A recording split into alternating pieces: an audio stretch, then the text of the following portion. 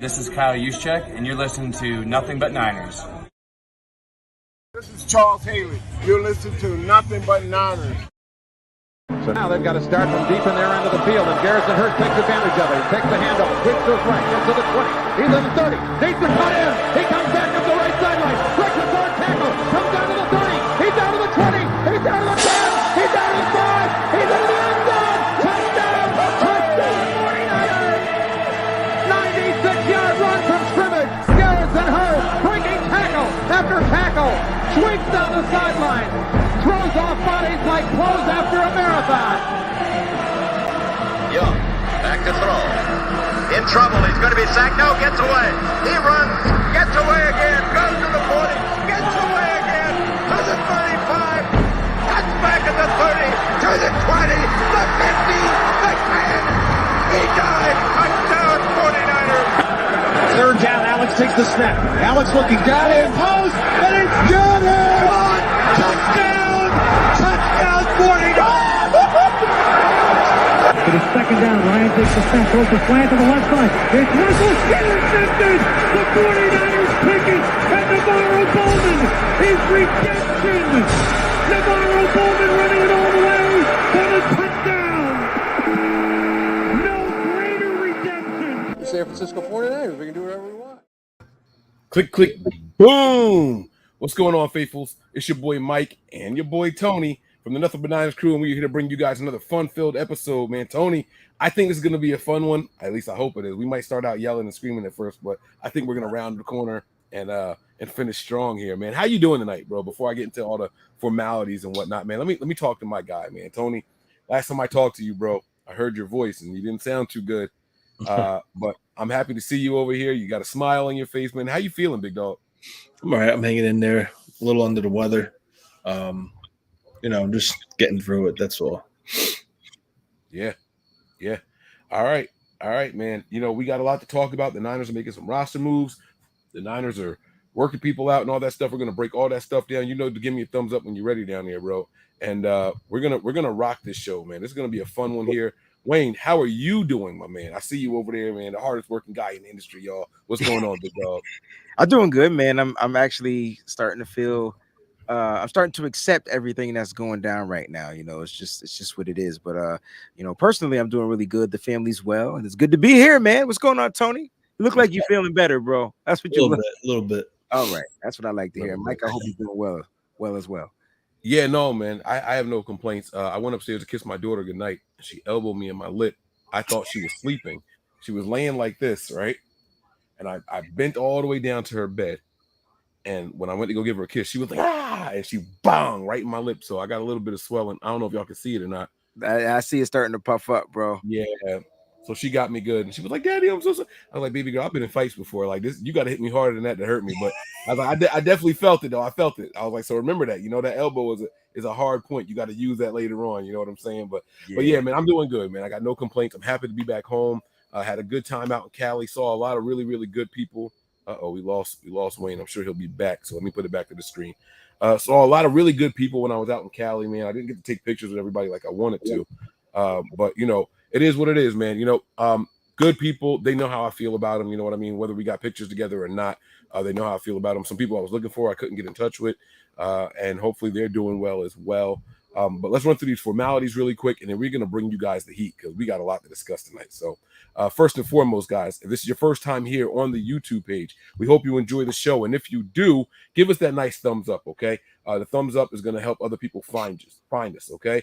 People with good taste just like you. All right, so give us a thumbs up. That's going to help them find us. You're going to be recommending our videos to the people who trust your taste. All right, subscribe to the channel if you enjoy it as well. All right, then after you subscribe, please turn on your notifications. We bring you guys impromptu shows, and so those notifications are a must have. All right, if you want to watch the shows live, you're going to need those notifications to be turned on. Shout out to the 120 plus people that are in here already.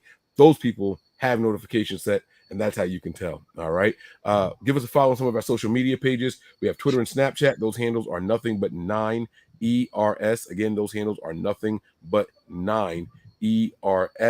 And then we have Facebook and Twitch. Those handles are nothing but Niners. Notice I left off Instagram. All right, so here's our big announcement here, guys. Oh yeah. The 49ers, the Nothing But Niners page got blocked. All right, we got hacked. Well, we got hacked. Okay, that's a big difference, man. It's a big difference, man. And there was no recovering. Whoever it is got in there. They changed the email. I got the notification. I tried to say that's not me real quick, but they had already changed the recovery phone number and everything. So they got in there. They knew exactly what they were doing. And so if you guys see us trying to, professional, bro. Yeah, we didn't make $1,000 deposit and get $10,000 back or whatever they're saying that we did. That is not us, guys. So the new IG account is Nothing But 9 ERS. All right. So that's the new IG account. If you guys don't know, get on over there, follow us. We're just building it up. If you want to know it's us, go and look. The very first picture is going to be the Nothing But Niners logo. All right. So that's the logo. There's a couple of other pictures there already. We're going to start trying to build this thing back up. It sucks. We were, a couple thousand strong over there on IG, but things happen, and there's nothing we can do about it. Sometimes they get us. You know what I mean? And that comes with us trying to be interactive with all of our followers, right? People change their background, they start talking to us, and I'm assuming that a link was clicked or something like that, and that's what. Bad boys, what you gonna do? What you gonna do when they come for you? Let's go. I'm gonna run. That's what I would do, but they're not coming for me this time, so we good. So you guys make sure you get on over there to the new Nothing But Niners IG page. It's Nothing But 9 ERS, much like the Twitter handle is. So make sure you guys get on over there and give us a follow, okay? We follow the other one too. I just followed. Yeah, well, they changed the name already. It's not even Nothing But Niners, so it's hidden in your following list. It's going to be really hard to find. I don't know. Yeah. What's it called? Hold on. Let me go full screen on Wayne real quick. Hold on. Let me take this thing off real quick so I can see you. Give me a second. Hold on. Because my camera only focuses in on my face, but it's it's still. Oh, the name is still Nothing But Niners, but you see they changed the name at the top to Nothing underscore G but underscore Niners. Yeah, they changed some phony. Yeah, you guys unfollow that. Yeah, take that close friend bull crap off. Report it as spam. And we reporting it as spazam, baby. It's called Nothing underscore G but underscore Niners now. They moved the underscores. And so make sure you guys go ahead and delete that. Report them as spam. Please get that joint shut down. I don't want anybody. And we had some really, really good DMs going on over there. So some business partners and stuff like that. So it is what it is. But, can't keep a good dog down. Much like we lost our YouTube page for a week. We here now. So y'all make sure y'all go do us a solid and report them bad boys. NY is in the building, man. My man alerted me as soon as it started going down. NY, what's going on, big dog? Did I say the new name right? NY is Nothing But 9 ERS. I believe that's the new. I just followed it. Okay, my man. So yeah, we're starting up over there, guys. So make sure you guys get on over there and give us a follow, okay? We also have a couple of other things we want you guys to check us out on. We have the Patreon, all right? Now, I was sitting around getting antsy for tonight's show. I'm not gonna lie to you, brothers, man. I just banged out a 40-minute episode over there, just dolo. I just went over there and just got some stuff off of my chest, and I got a feeling some of it's going to come up here tonight. But we'll see how the flow of the show goes. We'll see what comes up. But head on over to patreon.com/NB9ERS. Give us a follow, subscribe. There's a whole bunch of different tiers. Choose whatever tier you want. We do live watch parties and everything. And we have a better game experience coming to you guys. We kind of owe you guys an apology. The last 2 weeks have been a little rough.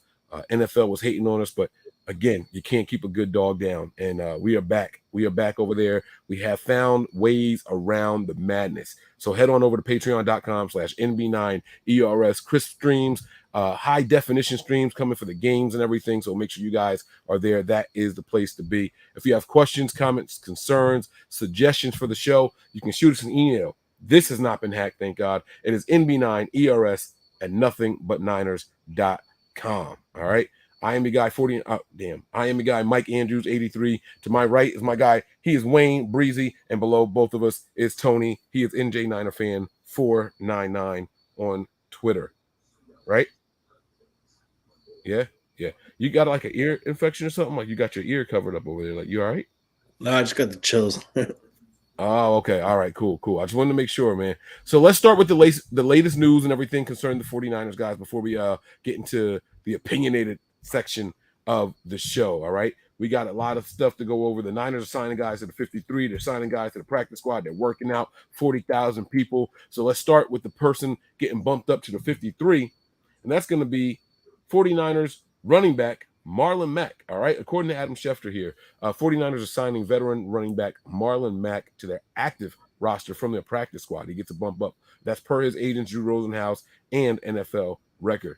49ers are without injured running backs Elijah Mitchell and Tyrion Davis Price. I was going to say Ty Davis Price, but wanted to read it properly. Guys, let's start here. This is going to be interesting because I personally was not upset with what I saw from Jeff Wilson Jr. What we saw from Jeff, let's talk about this. Was this a product of Seattle having a bad run defense, or was this good run blocking and Jeff Wilson Jr. doing what he's supposed to do? A combination of both, or was there something else going on? Let's start with Tony first, and we'll go with Wayne and get his opinion on it all. I don't know how to take it, because if you look, Pete Carroll actually made a change to his defensive front. They came out with a 3-4 look. So Brendel had a guy head up on him majority of the time, or shaded inside or outside of his A gaps. It was definitely a test for the interior offensive line. I think they did well. As far as where they rank defensively, I don't know. I haven't been checking on stuff like that, but I think Jeff Wilson did good. But the problem is, I don't think any of these backs could be a cowbell and lead the team in carries and be the guy. I think they do need this rotation, and that's why Kyle's doing it. It's positive because I really do like the positive part about it is I like how the interior played, meaning Brendel, Banks, and Burford in the run game with a guy shaded head up on Brendel or in the gaps between the two guards. So it's very positive. I do think the bully back or the more physical back will be Mason. Hopefully he'll get some run on Sunday night, but I expect to see all three.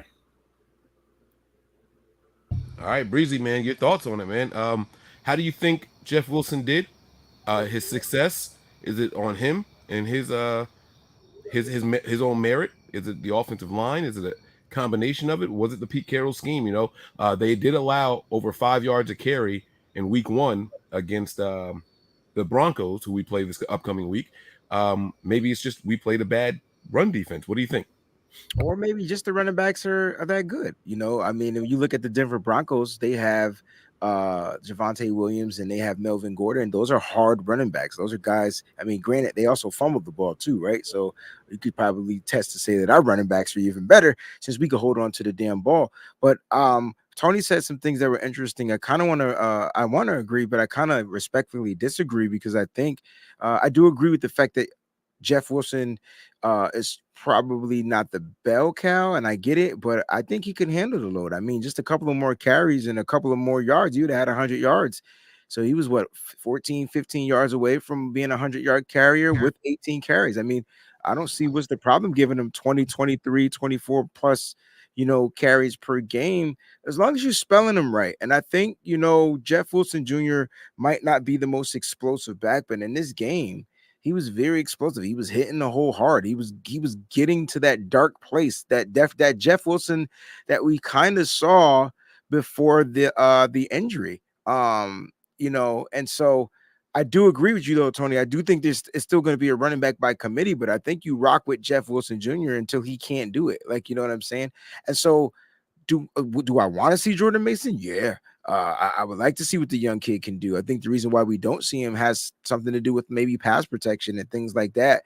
And now you're putting the Jimmy Garoppolo back there, and who's a little bit more fragile than a guy like Trey Lance. So I don't know what we're going to see, but we definitely need to use these running backs by committee, Tony. So I agree with you on that. But I do think Jeff Wilson can be a 100-yard rusher, and he's better when he starts. I'm sorry. When he doesn't start, he sucks. When he starts, he's in the dark place. So that might be something you want to pay attention to. Yeah, absolutely, man. I like what I saw from Jeff Wilson Jr. He finished the game averaging over 4 yards a carry, and that's what you want to see from any guy that's going to be your starter. And that factors in some of the, short yardage plays and things like that, they only blocked up for 2 or 3 yards. So all that factors into it, and he still had a pretty good game, had some big runs. And again, if we're judging these guys based off of what we saw Raheem Mostert doing and getting the, getting through the first line and just busting up the middle for 60+ yards. Those days are long gone. I don't think there's a back on this team, including Marlon Mack, that's capable of doing that now. Not even Elijah Mitchell was capable of doing that. Like, they just don't have the same speed.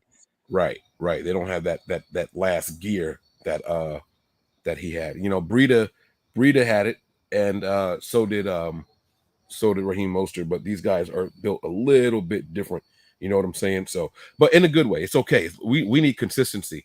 You know, I would rather have a guy that can consistently get us 4 or 5 yards a carry as opposed to a guy who's going to get one here, one there, one here, one there, and then nothing. So, I mean, and then a big one. So, I'd rather have it the other way around, some consistency there. You know, so Marlon Mack is being added to the fray. Let me ask you guys this question. I didn't ask this there, and I thought maybe you guys would say it. But do you think he leapfrogs Jordan Mason on the depth chart? Not forget the depth chart, because the depth chart is irrelevant, right? Does he get who's the first guy to come in and get carries after Jeff Wilson Jr.? I mean, I think it's Marlon Mack. I think they go with the veteran guy, the guy that's going to be better in pass protection, the guy that can play in his game. As far as what is he going to do when he gets in? I mean, we won't know, but it looked like he had that burst when he played against us in the preseason game. So this might be a really good pickup for the 49ers, and you utilize him. I see it two ways. I feel like that's the way it's going to go, but the way I would do it would be a little different. I think I would have Jordan Mason spell Jeff Wilson Jr., and then I would have Marlon Mack as my third down guy. I think that's the kind of like the way I would go about like running these backs by committee, because then you get a pass catching back. He can catch out of the backfield. He's great in pass protection. And so that's how I would do it. Tony, do you see it a little bit different, or what's your view on that? I truly don't know what he's going to do. I really don't. I give up on trying to figure out how he thinks. And I definitely thought Jordan Mason would have got some carries. Like, he got nothing.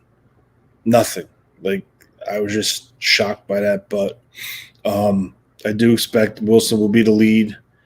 And then if I had a guess with a gun to my head, I think he goes with the experience with Mack as the number 2 guy. But I mean, I don't know. I don't know. I just think this team is. Well, we'll get into that later. But I think it'll go with the experience with Mack. Interesting. I am looking for us to develop guys. I'm always going to cheer for the homegrown talent, not the free agents. Not that there's anything wrong with free agents and guys like that, right? Let me be very clear what I'm saying. Jordan Mason can absolutely – Jordan Mason. Marlon Mack can absolutely have a role in this offense. So let me be clear with what I'm saying. But I would prefer the first guy off the bench to be Jordan Mason. I want to see what this guy can do. I want to see if he's a good pass catcher. I want to see if he can learn to block, right? These guys are only going to get in there. It's trial by fire at this point, right? The season's here. They had all offseason to do it. And we saw some of it in preseason, but it wasn't enough to, get him higher than where he is. But he did make the 53, and that is a plus for him, right? So much so that we were comfortable enough moving on from a 3rd-round pick and Trey Sermon before we moved on from him. So I feel like they saw something there. I'm ready to see what it looks like. I'll be honest with you guys. I picked him up as the last guy on my fantasy team once I heard about the high ankle sprain for Ty Davis Price. Now, I went back and watched this game, and I didn't see when Price got injured. Did you guys happen to catch it on the watch or the rewatch at all? I didn't see it at all, and it's weird. You would think that you would notice a high ankle sprain. I know when people get those, sometimes they think something broke or they pulled something. So they usually kind of, they get off the sideline, they're limping and things like that. I didn't see Price doing that. So when did this happen? Because he was going hard. Last time I saw him carry the ball, I think it was about 2:15 left in the 4th quarter. He was still out there carrying a rock. So when did this happen? I'm not sure when it happened. I'm not saying that it didn't happen too, because running backs are different than like quarterbacks, and they get their ankles taped totally different. He could have got that ankle taped up so tight he couldn't move his ankle to where he was able to stay in the game.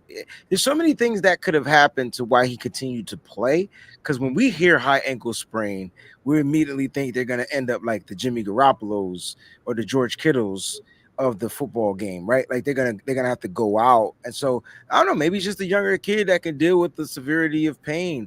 But and then after you take off the tape and you take off your tight ass cleats, here comes the swelling. And so maybe that's what ended up happening. But to answer your question, bro, I did not see him get hurt. Like he was playing this, he played the whole game. Yeah, he was out there the whole time. So I never really saw when it happened. And there's an interesting comment in the chat, and this makes me want to ask you guys this next question. Did we overlook somebody for running back 2? Is it Debo? Is Debo running back 2 before Mason or Mack? I don't think he's considered running back 2. I think he's more of like situational. He's going to be on the field no matter what. It's where Kyle motions him and where he aligns. I don't think he's designated as running back 2, nor do I think if Wilson goes down, he becomes the full-time back. I just think he's a situational running back, pending the alignment, pending the formation, and a play call. Yeah, I hate to say it. I agree with I agree with Tony. Debo will never be a running back, because his position says wide receiver. So let's just make that clear. Now, Kyle Shanahan likes to line up in 11 personnel, like 98% of the game. Like rarely do you see 12, rarely do you see 21.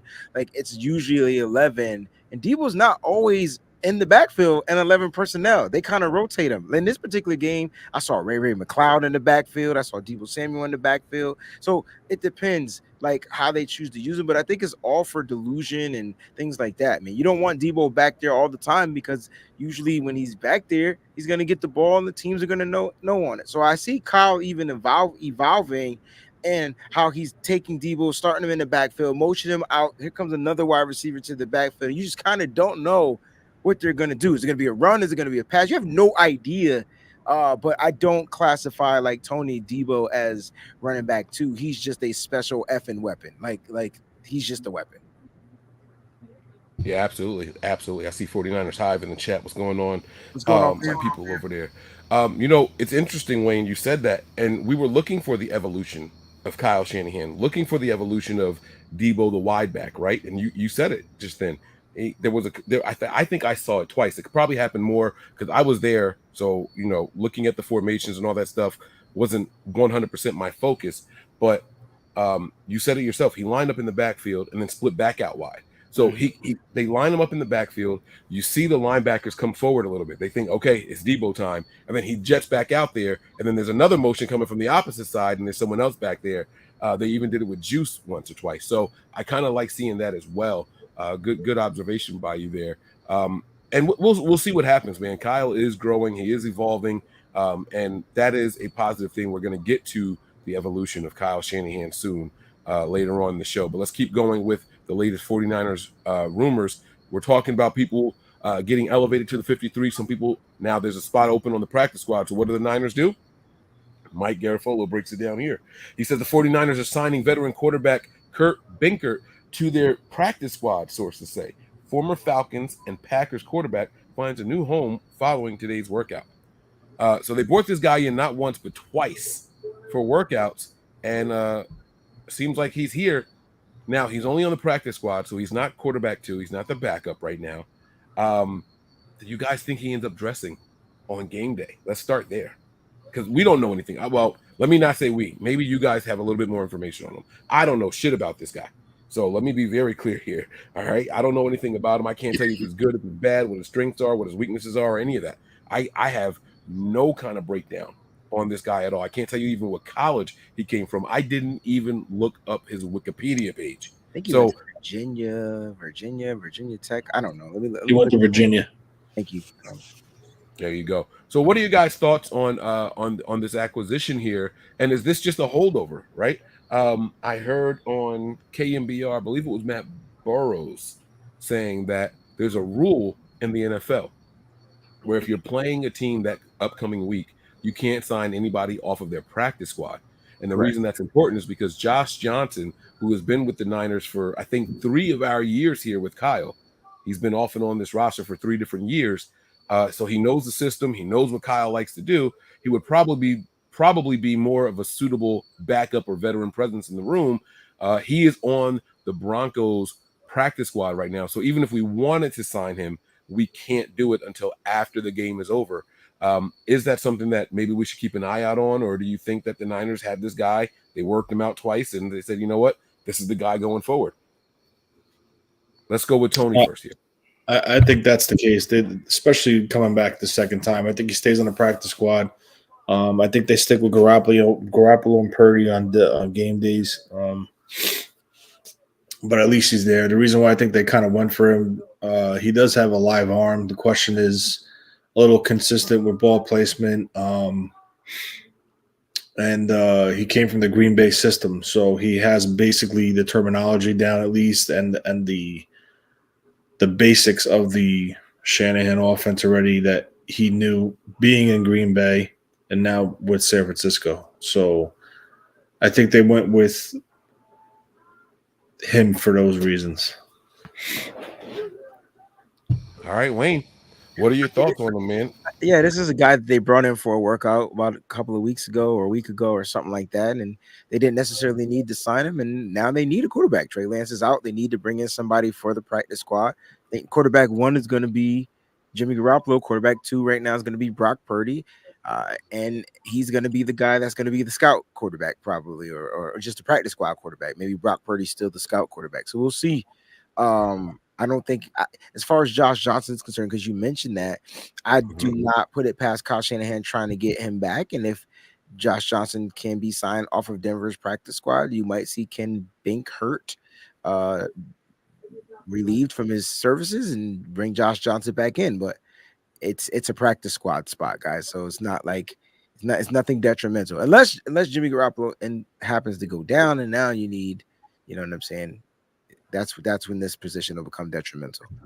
That's going to be a discussion later on in the episode. I promise you guys we're going to talk about Jimmy Garoppolo and his durability or lack thereof, and what it's going to mean for the team later on. But we'll get to that in a little bit, all right? Let's continue with some of the other news. The 49ers worked out a bunch of people here. We have a graphic. I apologize if it's blurry, but here we go. This is the list of people and players that the 49ers worked out and where they're from. So Kurt Binkert is at the top of the list there. At the quarterback position, Derek Deese, Garrett Gilbert, tight end. I'm sorry, Derek Deese, the tight end. Garrett Gilbert, another quarterback. Mike Glennon, NFL veteran there, another quarterback. Wide receiver, somebody I had a draft crush on. I believe he went to Washington.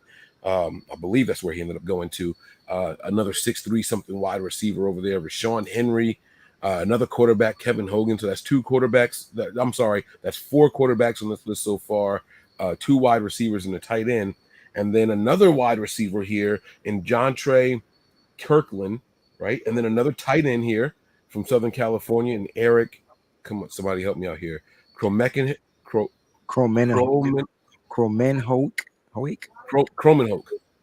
Very good. Another quarterback, AJ McCarron. We know about him. He's an NFL veteran by now. Briley Moore, another tight end. Jay Sternberger, another tight end, and then a DB, the only DB on this list. All right. And that's Bo Tanner. Any names or anything about this list stand out to you guys here? I like the Derek Deese, the tight end. That's the son of Derek Deese, who was our offensive lineman back in the day. And I've liked him coming out of college. I thought he would be a draft pick and things like that. But I like that they were able to bring him in for a workout. And also, if you go back to that last tight end, the Sternberger one, I think that's another one that I like. So those are 2 names that I kind of like recognize from this list that are like new. The AJ McCarron one, I'm surprised they didn't go that route, because you get or the Mike Glennon, because you're gonna get a solid veteran. I'm surprised they went with Binkert. But hey, man, let's see what happens, man. They went with Kurt Binkert. That's the weirdest name. That's a dope name, but it's weird to say. And what's interesting about that, I was looking at this list and I was wondering why Kurt, right? And Tony touched on it with the system familiarity and knowing the nomenclature and the language of the offense, right? But he doesn't have any like real veteran experience in the NFL. I don't even know if he has any starts, if I'm being honest with you guys. My question to you is, did they sign this guy to make it clear there's no competition for a guy like Brock Purdy? Like, we really do like you. You're sticking with us. Because if you sign an A.J. McCarron, in my opinion, or a Mike Glennon, in my opinion, he leapfrogs Brock Purdy, right? At least that's my opinion, just based off of NFL experience alone. Just that, not ability or anything like that. Just the, what they know about the league and things like that. Why do you guys think they go with a guy like that and none of the other names on this list, Tony? What are your thoughts here? Anybody on this list stand out to you? I'll pop it back up there in case. I like Decent and Sternberger. I was big on Sternberger coming out of A&M during the draft process. I think it was 2 years ago, 3 years ago. Suffered a major ACL injury with the Packers. The kid could block, he could run, he could catch, he could run decent routes. Deese I also like. But yeah, when I saw Sternberger on here, I was like, wow, that's something to keep an eye on, because I think we still have Fumajelli on the practice squad right now. I'm not 100% sure, but I think he's the only tight end there. So another thing that's odd, they didn't look at another running back, which I found is odd, because they pulled Mack up, and now you have an open spot on your practice squad as far as a running back position. So that's interesting. And what's more interesting is about that, what Tony's talking about, it took the 49ers forever to put a running back on the practice squad this season. It's like they didn't even want running backs on the practice squad, which we couldn't figure out, because Tony, Mike, Breezy, and every other 49er fan out there knows that the room that doesn't stay healthy is the running back's room for Kyle Shanahan. So we couldn't figure out why we like maybe they shouldn't have let go of Trey Sermon. Maybe they could use him right now. Like, you know what I'm saying? Like, this is crazy. And then what did I say? We let go of Trey Sermon. We're going to have to hit the waiver wire. And now look what we're doing. We're trying to piece together running backs. It's crazy, y'all. It's crazy. Absolutely, 100%. I'm sorry. My supervisor is texting me this time of night, and that's not normal. So you guys give me 1 second here. I'm sorry. I'm going to pop this list back up, because I don't think this is the same list that we had in our group chat. I'm going to pop this list back up here really quick. I'm counting the tight ends here, and I only see 4. 1, 2, 3, 4. I thought there was another tight end that the Niners brought in for a workout today. Let me see if I can find it. Hold on. Hey, Tony, you remember Kevin Hogan too? Yeah. There was one more tight end from North Carolina, and that's Garrett Walston, WALSTON, Walston. Garrett Walston. That's another guy. Because there was a guy. What were you saying? Sorry, my God. Yeah, Garrett Walston from North Carolina. So they worked out, and that's what stood out to me. They worked out 5 tight ends. And I know a lot of people are out there saying right now so this is we're gonna guy. Sorry, it's ESPN. Wasn't Garrett Walston the guy we brought in from North Carolina? Then we let him go. I don't know if this is his first or second time being back with the team. I honestly don't know. But remember, we had a tight end from North Carolina, and then he was released. Maybe with the first, I don't know. Yeah, you're right. You're right. They did sign an undrafted free agent. What was it? What's the guy's name? Him. Garrett Walston. That was the name? I believe it was. Yeah, you're right. They did bring him in as an undrafted free agent. He was the first one cut. I wouldn't be surprised if he ends up with a practice squad contract, just because the 49ers looked at him in the first place. He was let go as a cap. He had to be let go for whatever. And bring him back. You're right. Good call there. The 49ers tight ends. I'm sure this is where you're going with this. I'm not sure about George Kittle and his status, but losing Tyler Kroft, I think, is why they're bringing in another tight end. I think they still believe you're going to get Kittle back possibly this week, but Tyler Kroft was about to be a big part of this offense. Now he's going to be out, 4 to 4 weeks, 6 weeks, something like that, 4 to 6 weeks. And so you got to. What was his injury? Yeah, I think he had an MCL and a knee. I think he had something in the knee. And so I think it's gonna be 4 to 6 weeks for him, as well as the high ankle sprain for Ty Davis Price. So you gotta bring in another tight end to replenish. And Charlie Warner was out there, Ross Dwelly was out there, and then who are our tight ends? Because I'm confused. I mean, I think they'll pull up Fumagalli if he's definitely not playing. Yeah. Okay, so Fumagalli's on the is it Fumagalli or Fumagalli? He's on. I say Galli. I don't know exactly how it's pronounced. I he's on the practice squad, is what you're saying? Yeah. Okay.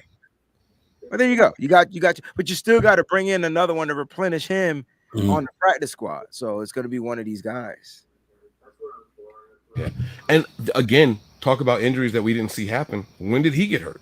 I don't know, because he played. I could have swore I saw him on a snap in the fourth quarter. I didn't write it down, but I could have swore I saw 81 out there. It's crazy, right? Like I don't know when these injuries happen. And I'll tell you what, he wasn't out there because was it in the third quarter or fourth quarter? I can't remember. There was a message that went out that said he's not returning to the game. I just can't remember if it was third or fourth when that message popped off. That's all. Yeah. So, I mean, it did happen. And so he's going to be out for a while with the MCL sprain. But, you know, I think he'll end up coming back. But this has been his kind of history in the NFL. It's never been about the talent. It's been about availability, you know, and he's one of those guys that, you know, can't string together 6 games in a row, or 6 weeks in a row. And so we're going to be hoping for the Fumagalli, they're saying, is how it's phonetically. Someone typed it out there phonetically, Fumagalli. Thank you for that, Joey. But, you know, we'll see what happens here with the tight end position. But that's what stood out to me when we looked at the list of the players that the 49ers brought in for workouts. 5 tight ends. You know, now the quarterbacks you understand because we lost our starting quarterback. But the tight end position, I didn't realize that we lost Croft, and then 5 of them, like 5 tight ends. And a lot of people are saying, and we got our first super chat of the night. Keep those super chats coming, guys. We got them here. Freddie Gonzalez says, you guys think Kittle plays this week, and do you think the Niners are the best team, the best NFC team with Jimmy? So we'll get to the second part of that in a second. But let's talk about the first part. You guys think Kittle plays this week? Now, when I was looking at this list, or the list of all the different tight ends that we worked out, that was a red flag to me. I don't think Kittle's ready for this week. I think that if Kittle was ready, you don't work out that many tight ends. I could be wrong, right? Because right now, who's left on the active roster right now? Is it just Croft? I mean, not Croft. I'm sorry. Is it just Dwelly? It's Dwelly and Warner. Dwelly and Warner. Warner. So we had 3. That means that we're likely going to bump somebody up, or Kittle is ready. So what do you guys think? Do you guys think Kittle comes back this week? And I'm going to dive into that a little bit more after you guys give me your answer there. Go ahead, Tony. I don't think so. I really don't. And I don't know what they're going to do. They'll probably bring up Fumagalli, go with the 3 tight ends. We use Check could be a 4th body as a tight end if they need it. But I don't know. This team's in shambles. Not in shambles, but there's some not soul searching. They have to readjust, if you will. It's like I personally think he's ready. Do I think he'll play though? I don't think Kyle Shanahan feels like he might need Kittle this week. I mean, just looking down on your opponent. Do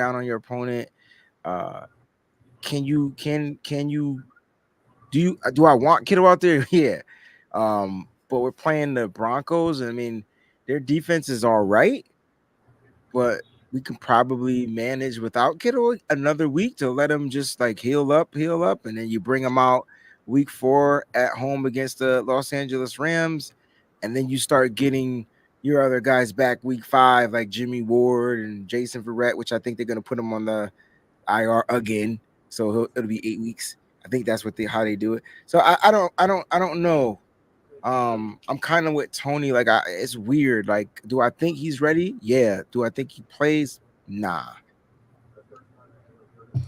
I don't think he's ready. I know that you guys are saying that you think he's ready and he just won't play. I don't think he's ready, if I'm being honest with you. I think it was too many tight ends brought in to replace one guy. And that's the thing. The one guy was only getting 12% of the snaps. I don't have the exact breakdown. I'm sure it's out there somewhere. I know PFF tracks that kind of stuff, and I haven't logged in on a PFF in a year or two. So I don't know what the exact breakdown is, but I'm sure that they wouldn't have worked 12% of snaps, Mike, because he was in on a lot of run plays, and he was your blocking tight end. Like, he was in there more than Charlie Warner, bro. But I'll look it up for you while you talk. Yeah, it's just I just don't think that they're going to go that way. And if you are looking for a blocking tight end, to what you alluded to, I think that Fumagalli is the guy. Fumagalli is the blocking tight end. Also, he's going to come in there and do those things. So but you still have to replace one. So you bring in a bunch of them, you work them out, and you take the best one. What's the problem?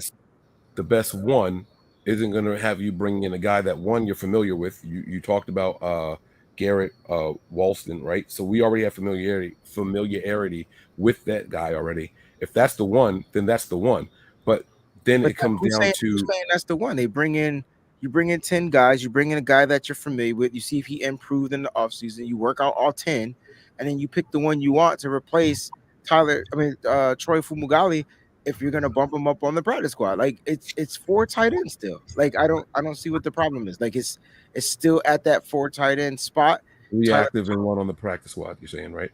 Right. So This is just for a practice squad spot. I don't think this has anything to do with George Kittle. And if George Kittle doesn't play because you said he's not ready, that's fine. Tony said bump up Fumagalli. Fumagalli gets bumped up. Now your tight ends are Fumagalli, Ross Dwelly and Charlie Warner.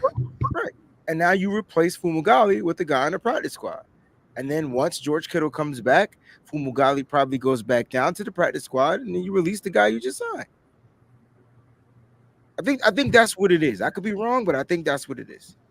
Yeah, I'm just nervous. And what I don't want to see is this, right? I don't know if Kittle's going to play this week or not, but even with next week, I don't want decoy Kittle on the field. I could be wrong in this. I might be alone in this, and I understand that. But to me, there's nothing worse than seeing decoy Kittle on the field. We've seen it for far too many weeks. We saw it down the stretch of the season.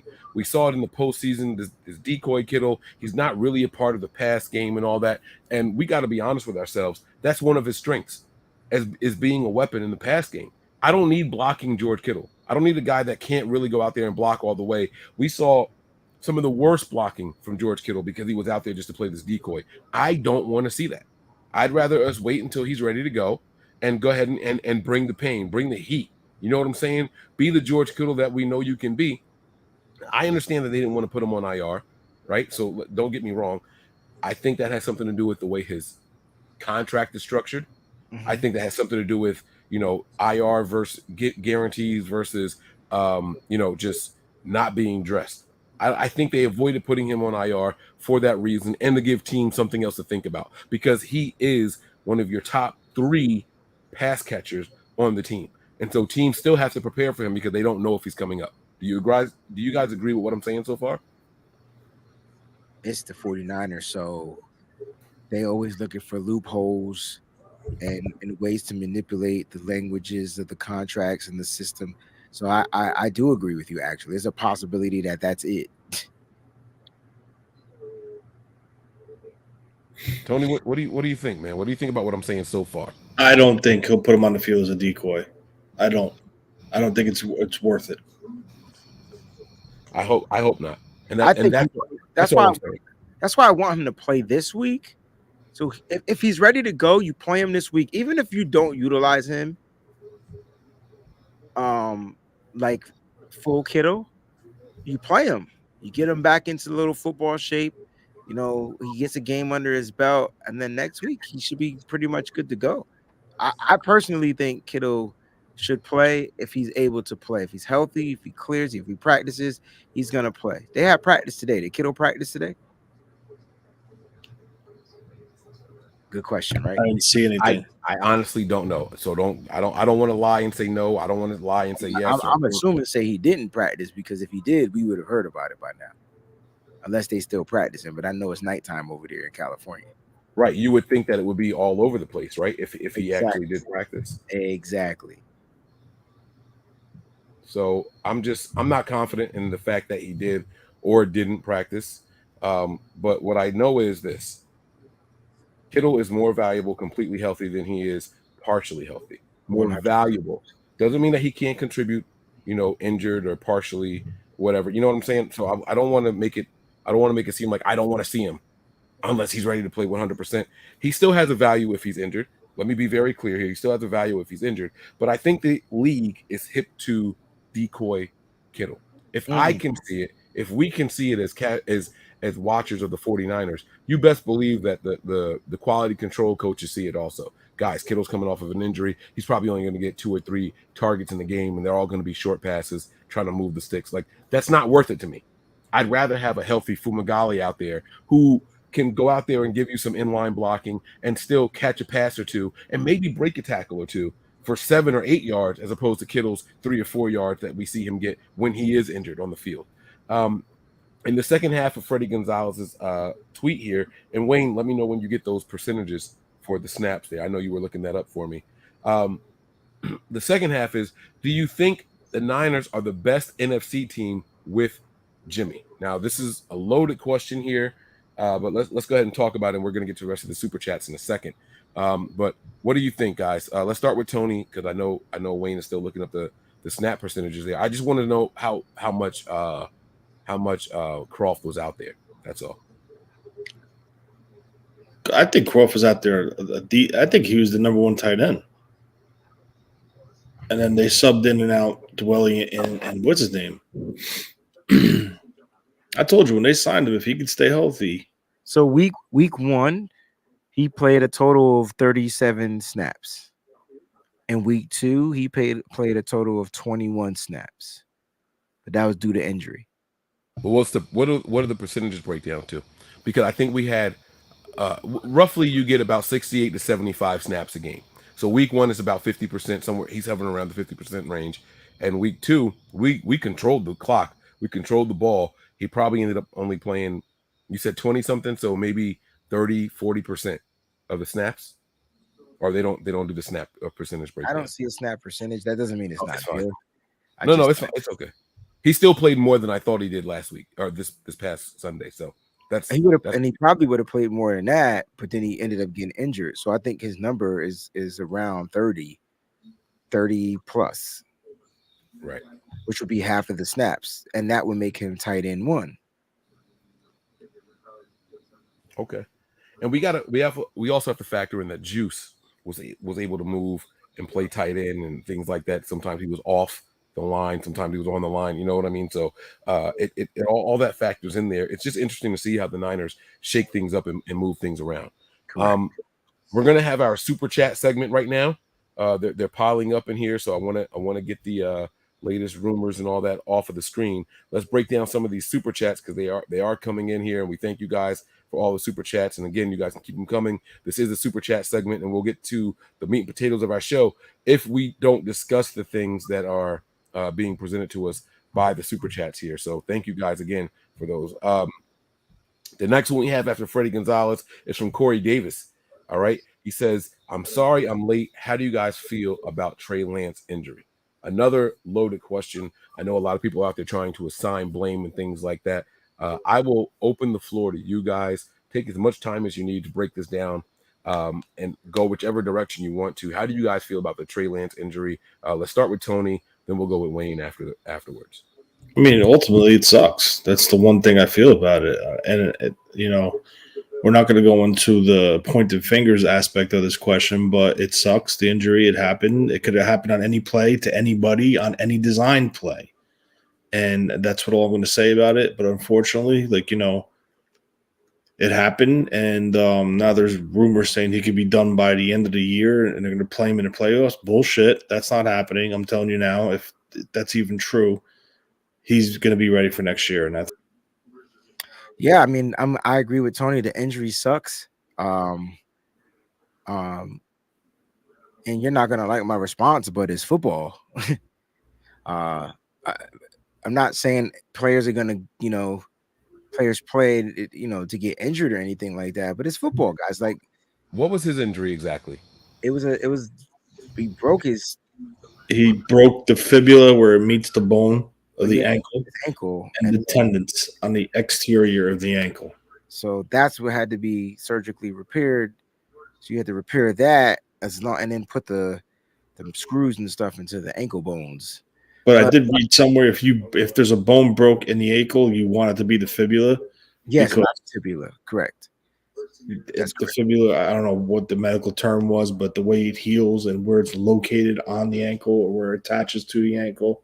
Yeah, you said it right. You said you want it to be the fibula, and I'm saying right. You don't want it to be the tibula. Tibula is the bigger, thicker bone, where the foot and the ankle is, and then the tibula is that little small, kind of like skinny thing that's a little bit more fragile. But it's better when you break that opposed to the bigger bone. So the healing process for him should go rather smoothly. It's just, it sucks that he's injured, like Tony said in the first place. But yeah, Was it a break or was it a fracture? Do you guys know?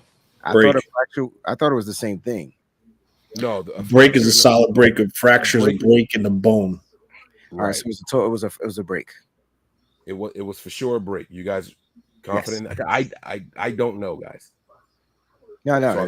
They said it was a break, so I'm going with the break. So the break has it's an 8 to 12 week recovery time. All right. That's not bad. The fracture is up to 6 weeks, 4 to 6 weeks, if it's just a fracture. And you can get surgery for both to repair both. If it's a break, let's do worst case scenario and talk about it here. If it's worst case scenario, it takes a whole 12 weeks. He could still come back this season. And if I'm the Niners, I do it. No way in hell you put that kid in that position. No way. If he's fully healed and fully healthy, why not? There's a difference between being fully healed and being in football shape to play. Yeah. You could be fully healed 100% in 12 weeks. Is the ankle ready to go? Do you have the full flexibility? Is it going to be stiff on you? Are you going to have a setback? Is there a risk of something happening? Is it too close from you being past your recovery time? It's not worth it. Sorry. It's not worth it. Because now you got to think about what's got to happen, right? And it has nothing to do with Jimmy playing quarterback. I don't give a shit about that. You know how I feel about that situation. But now you have to recanter your offense for Trey. And don't say no, because you saw the night and day difference in the play calling between Trey and Jimmy. Now you're into week 14, 15, 16, and you're going to switch it back. I think that's a lot. And I think it's not – there could be too much bad. There could be more bad than good out of that situation, not only for the ankle but for the team. Mentally, he's got to be mentally clear. You saw what happened with Jimmy when he came back from the ACL. He was scared shit. He wouldn't plant that front leg. He was always lifting it up. He was afraid. That's big. That's your ankle. His right is his push-off ankle. That's – you're planting and you're stepping in your throw, and then he's pulling his leg up right away, hoping no one falls on it. It's a mental game. He's got to be able to get to that point to have that confidence in that ankle to respond and say, shit, if someone rolls on me, oh, well, sure, you could talk it, but doing it is two different things. Wayne, do you agree with Tony's assessment here? If he's fully healed after 12 weeks, you're not bringing him back in as a starter? I just don't see why you would bring him back in as a starter when you're just going to go back out there and utilize him the same way, which, like, I don't know if that's what you want to do with Trey Lance at that moment, right? They didn't. The way I see it is Kyle Shanahan needed more time to use Trey Lance properly. I feel like he still undermined him a little bit. We didn't see him throw the ball much. We did see him throw the ball, just not the same way or the same type of plays that you would see from like Jimmy Garoppolo. So like instead of Trey throwing the screen, he's taking a quarterback power run. Now I'm okay with him running the quarterback power run, but you're asking him to jump right back into that same style of playing, fresh off the injury. But then again, when is the right time? If he's fully healed, like when is the right time? Because if it's football, like I said. So I don't think they should do it. If this team is winning, I don't know if you go back to bringing him back in right away. You just kind of let him sit out, ride out, and next year will be his year. Like that's just kind of like the way it is. If that's it. Now, yeah, that's how I think. Wow. I completely disagree with you guys. So the question is, if he's fully healed after 12 weeks, do you Yeah, bring but him back? Now, yeah, after 12 weeks, the Niners have played 11 games. All right. So that will be a total of 13 games. That means that there's 4 regular season games left and the postseason if we're blessed enough to make it that far. Trey Lance needs reps. Fully healed means fully healed. And while he's rehabbing, he's going to be working on. And now I agree with Tony. Is it stiff and all that stuff? He's going to be working on the flexibility of it. He's not going to be out there cutting and all that stuff, but they're going to be doing all the ankle rolls for 20 minutes in this direction and then you 20 minutes back in the other direction and the toe points and all that stuff. They're going to be working on this ankle. That's part of the rehab process. Fully healed is fully healed. And I'm actually glad that you guys agree and that we can present both sides of this argument. Right? I completely understand what Wayne was talking about, what Tony was talking about. You don't do it. Just go ahead and hold out. Let him go to next season. He's too important. But Wayne, you said something earlier. This is football. If we're talking about the way that he's used, maybe Kyle go ahead and make an adjustment. But if you name this guy your starter, he is your top quarterback. When he is healthy and he's ready, he needs to get his ass back out there. Trey Lance has played in 4 games in the last 3 years. That's not enough. I agree with that, but I don't trust Kyle. So like, you saying I don't have to? No, yeah, it's not about trusting Kyle, right? So at a certain point, Kyle can call what. But go ahead. Let me finish your point. Well, for me, it is trusting Kyle, right? Because do I want Trey Lance to be utilized to his strength? Absolutely, 100%. Do I want him out there being able to run the ball? 100%. And if he's fully healed, yeah, no doubt, 100% utilize him that way. But does Kyle learn from this situation? Because I don't think Kyle got Trey Lance injured. I just feel like Trey Lance also didn't throw screens. Trey Lance also didn't throw the ball. Like, he just didn't do quick throws, quick this, quick that. It was all power runs. Now, I'm not saying that wasn't to set up the quick stuff for him.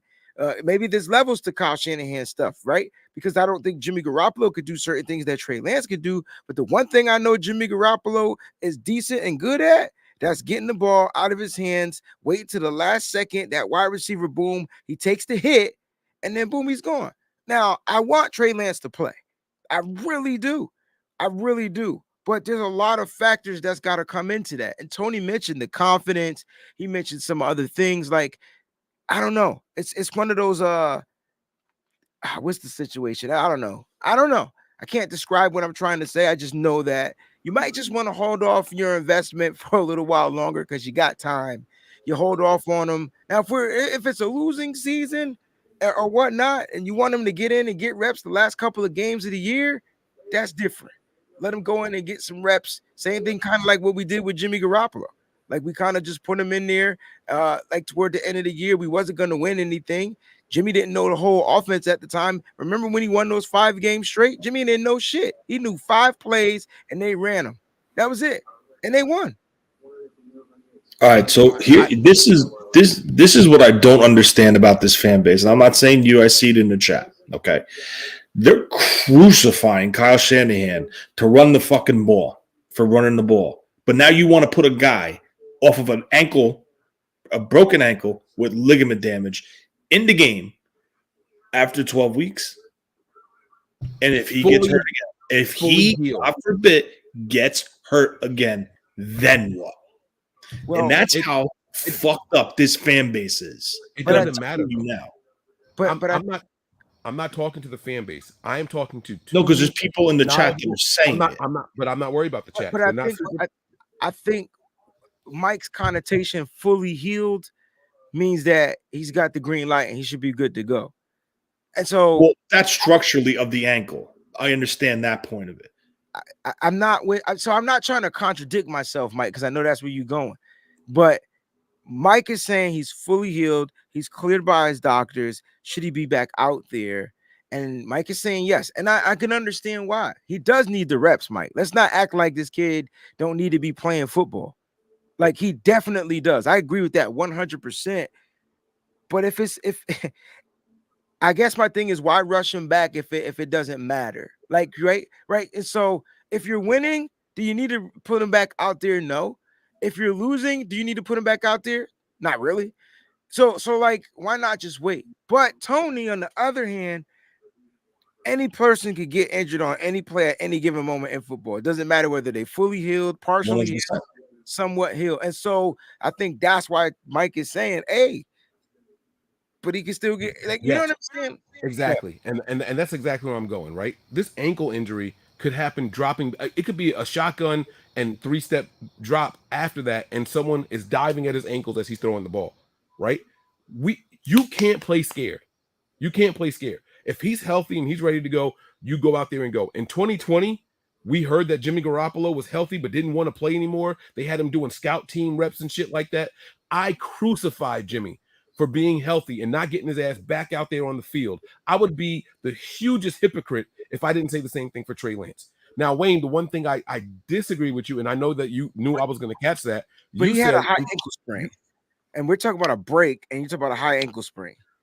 Fully healed is fully healed. I don't give a shit what the injury is. It could be a pinky, it could be a shoulder, it could be a high ankle, it could be a fibula, tibula. I don't care what the injury is. If you're fully healed and you're good enough to go out there and take practice reps and all that stuff, get your ass back out there on the field if you've been named the starter of the franchise. And this isn't just me saying this for 49ers. This is me saying this for any position, for any team. If you are fully healed and you are under contract to play a position and you're healthy, go back out there and you play this game. Now, the one thing I disagree with you with, and I knew, Wayne, that you knew I was going to catch this because you said I don't want to contradict myself. But when you gave your first response, you said, now, if the season's over and you just want to you want him to get valuable reps and put him out there, that's the one part I disagree with you with. I think that if we're in playoff contention, he needs the pressure. There is no organization in the entire NFL that's going to put more pressure on his quarterback. Wait.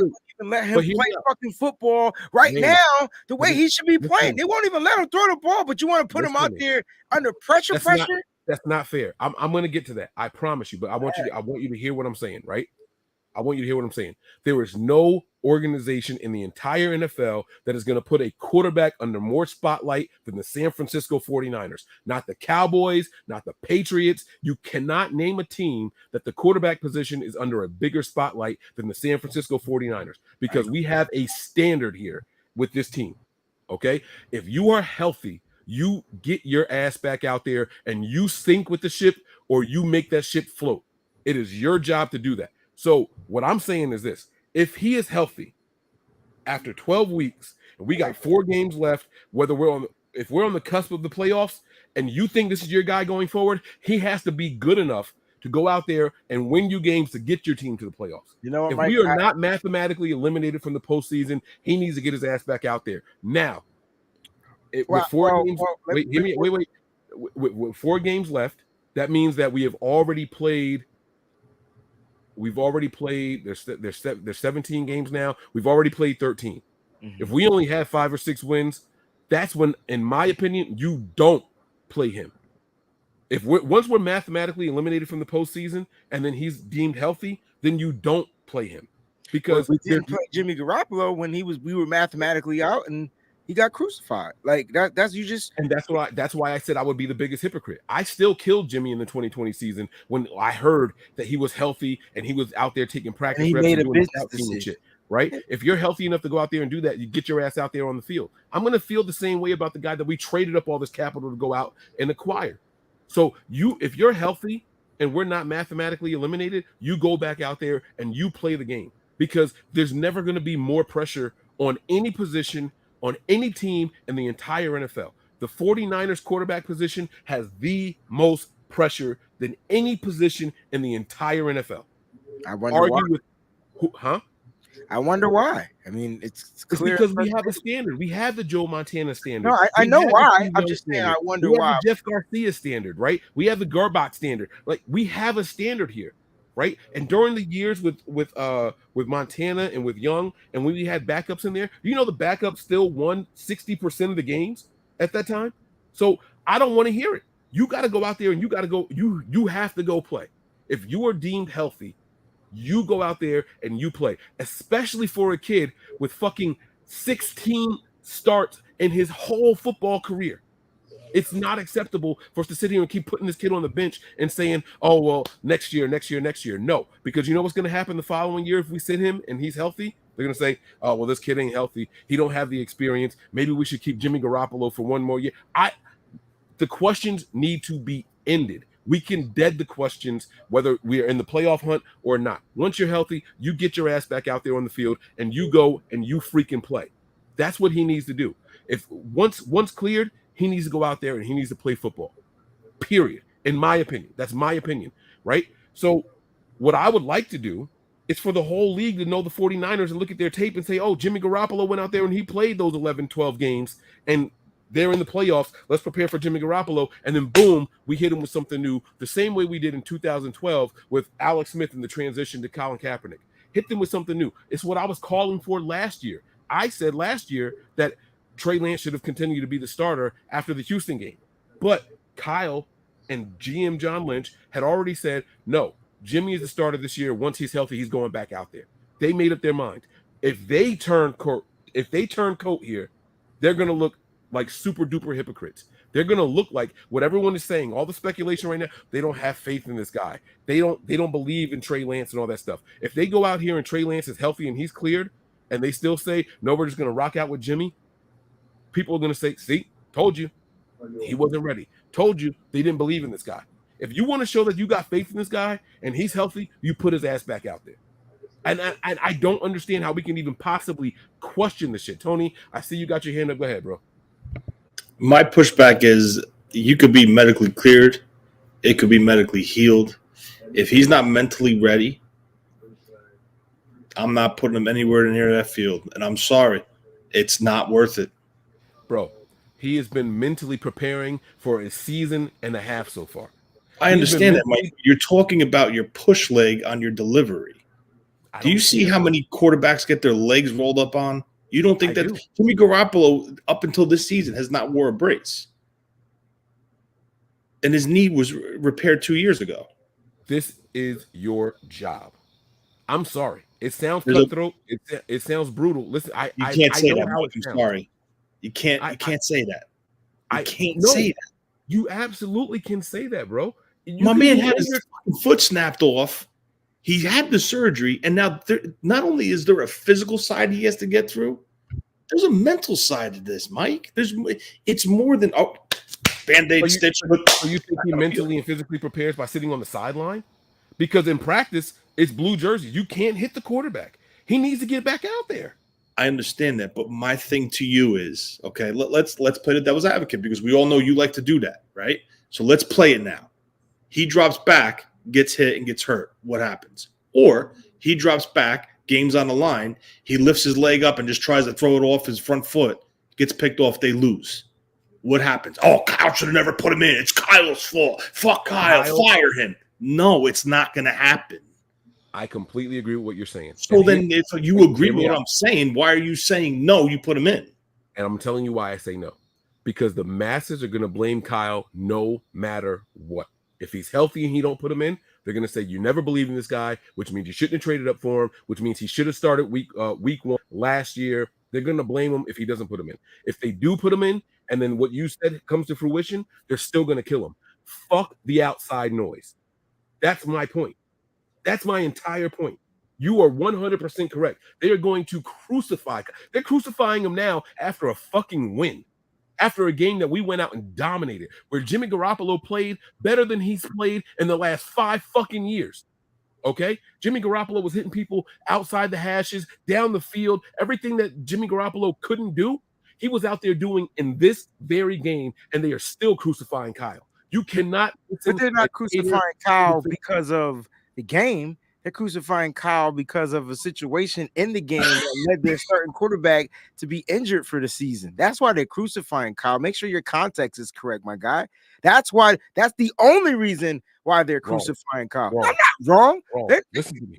I'm wrong. That's not so. So everything about firing Kyle has nothing to do with Trey Lance getting injured. It's everything to do with Trey Lance getting injured. It's the injury plus. If you're talking about context and you want to go deeper into it, hold on, I got you, bro. And tell me if you disagree after I say it. The context is they're crucifying Kyle because you're running this guy because you don't believe he can pass the ball. That's what the context is, right or wrong. They're saying that Kyle didn't have faith that he could throw the ball, and that's why he was running the ball so much. That's one narrative. That's what they're saying. That's not what they're all saying. That's what we're saying. That's not all the narratives, though. Like that, that's not the everybody is not saying that, but that is one of the narratives. I do agree. That is one of the narratives. They're saying that he got injured because Kyle didn't think that he could throw, so he was running him more. Okay. It was a fucking option play. He had the option to hand the ball off. Okay. Right? Debo even went on the podium and said he wasn't supposed to give me the ball on Debo's 52-yard run, right? Yep. All of those runs are options. Yep. Yes. And so on the play that he got injured, it was also an option. It was also an option. Yep. It was also an option. That's on the fucking quarterback. That's not on the play caller. That's on the quarterback, bro. That's not on Kyle. No, Trey chose to keep that ball. Football is football. You're gonna get injured. The point that I'm trying to make is this: if he's ready, he's this inexperienced. We keep saying that he won't get better without experience. How can you possibly justify sitting this guy once he is medically cleared? Once they say he is okay, he is in football shape, how can you justify sitting this guy down on the bench? It doesn't make any sense to me. And I don't understand how you guys can say with a straight face that that's what we should be doing. Because God forbid something happens to him. And I understand you said football is football. It can happen anytime, any place. I understand that. He gets hurt. 2023 is a wrap before it even starts. I think if he's medically cleared, you play him. When will he be medically cleared? I don't know. If it's 12 weeks, if it's 14 weeks, if it's 2 years, I don't know. It better not be that long, but I'm just saying. But if he's medically cleared, hold on. If he's medically cleared, I think I agree with Mike. You got to play the guy. If he's medically cleared to play the game, you play the guy. Because you play any other player that's medically cleared. When they get medically cleared, you play the guy. So I get where Mike is coming from. I guess my connotation is 12 weeks just doesn't sound like the timetable, but it could be. So well, no. I got the 12 weeks. I'm Googling. You guys know they say if you have symptoms, the worst thing to do is. You got to understand, we're thinking. It's funny because if you said he's medically cleared to play next season, everybody would have been like, yeah. But since we're saying 12 weeks, that's kind of perplexed. That's like, damn, that sounds kind of fast. Like, you get what I'm saying? He's back in December. No. I get what you're saying, but I'm trying to get you to understand where some of us, our thought processes is, because the first thing that was said was what? What was the first thing that was initially said? He's having season-ending surgery. Okay, so I just wanted to make sure you understand that was the first thing that's been embedded into the brains, especially in my mind. I don't give a fuck about anybody else, but my mind saying, "Oh, he's out for the season. I'm preparing for next season." Yes, now, you're absolutely right. But I will say this: did the 49ers say that? Kyle Shanahan said he was having season-ending surgery, didn't he? I think that's where they got it from. It was from Kyle. Is that what Kyle said? Or is that what Rappaport and Schefter said? No. I thought at the thing, that's what Kyle said. I could be wrong. I don't know. And let me ask you this question. Has Trey Lance been put on IR? No. Right. So pay attention to that. I don't know if you're arguing against me or for me, because I feel like you're helping me out here. I'm just telling you. I just came back and said that I agree with the fact that you play him if he's medically cleared, because you just don't know what the timetable is. Like I said, in my mind, I'm thinking I've heard season-ending surgery, and so I'm saying you wait till next season and you get him back in here because he's been medically cleared. But if he's medically cleared in 12 weeks, who am I to say God can't work miracles? You get what I'm saying? So, like, it's a possibility because he's medically cleared. You put him out there, you let him go out there, and he plays football. He's the starting quarterback. And I'm going to keep it a buck with you. I will be feeling some type of way from Kyle Shanahan if you don't let this kid go back out there and be your starting quarterback. Honestly. Like, I really would. Now, let me ask you this question. I would if feel y'all heard that Trey Lance is taking practice squad or scout team reps, y'all not going to feel some type of way? Honestly. Just answer that question and we'll move to the next super chat. I know I am. I didn't see him get placed on IR, so I have not heard that news yet. And I'm pretty close to the news. But if you guys heard it, feel free to share. I see somebody said he was placed on IR. I swear to goodness, I did not hear that. I heard that. And he will be. Let's be very clear. He's not coming back in 4 weeks. So he's going to be. But I haven't heard it happen yet. I haven't heard that move announced. Exactly. Exactly. I haven't heard it is all I'm trying to say. Right. Now, Tony, my question to you. Okay. Because Wayne answered it already. Tony, my question to you. If you hear that he is taking scout team reps or practice team reps, whatever the fuck they want to call it, and he's not playing, he's not dressed, he's not QB1, you're telling me you're not going to have a problem with that? Well, first of all, they're going to announce their moves probably by the end of this week. He's going to be on the IR. They're not keeping him off the IR. That's a given. I'll put money on that. I'll put a large amount of money on that because you don't keep a guy who's going to be out 10 weeks on the active roster. So that's that. As far as that, he would have to come off the IR to even get to that point. So that's a whole nother time. We can't even really answer that now because according to from the way I'm looking at it, he's on the IR. He's done. He's not. For sure. This is not even discussed right now. So I don't think he goes near a practice squad rep. I think that's why they brought this kid in. I honestly feel, I don't know where this tended. When it was originally reported, he was out for the year and he should be ready for week 1 of next season. Now it's 10 to 12 weeks. I don't know where this is, how it goes from A to Z so quick. It's because of the new doctor assessments from after the surgery. And then when they finally saw what the break was, because you talked about it earlier about the tibula and the fibula. And when they realized that it was the fibula, it's not as long as a healing process as if it was the tibula. And I think because of that changed the healing process. Right. There was a strain to one and a break on the other. And I just looked them both up. It's 12 weeks maximum. The end of the spectrum is 12 weeks.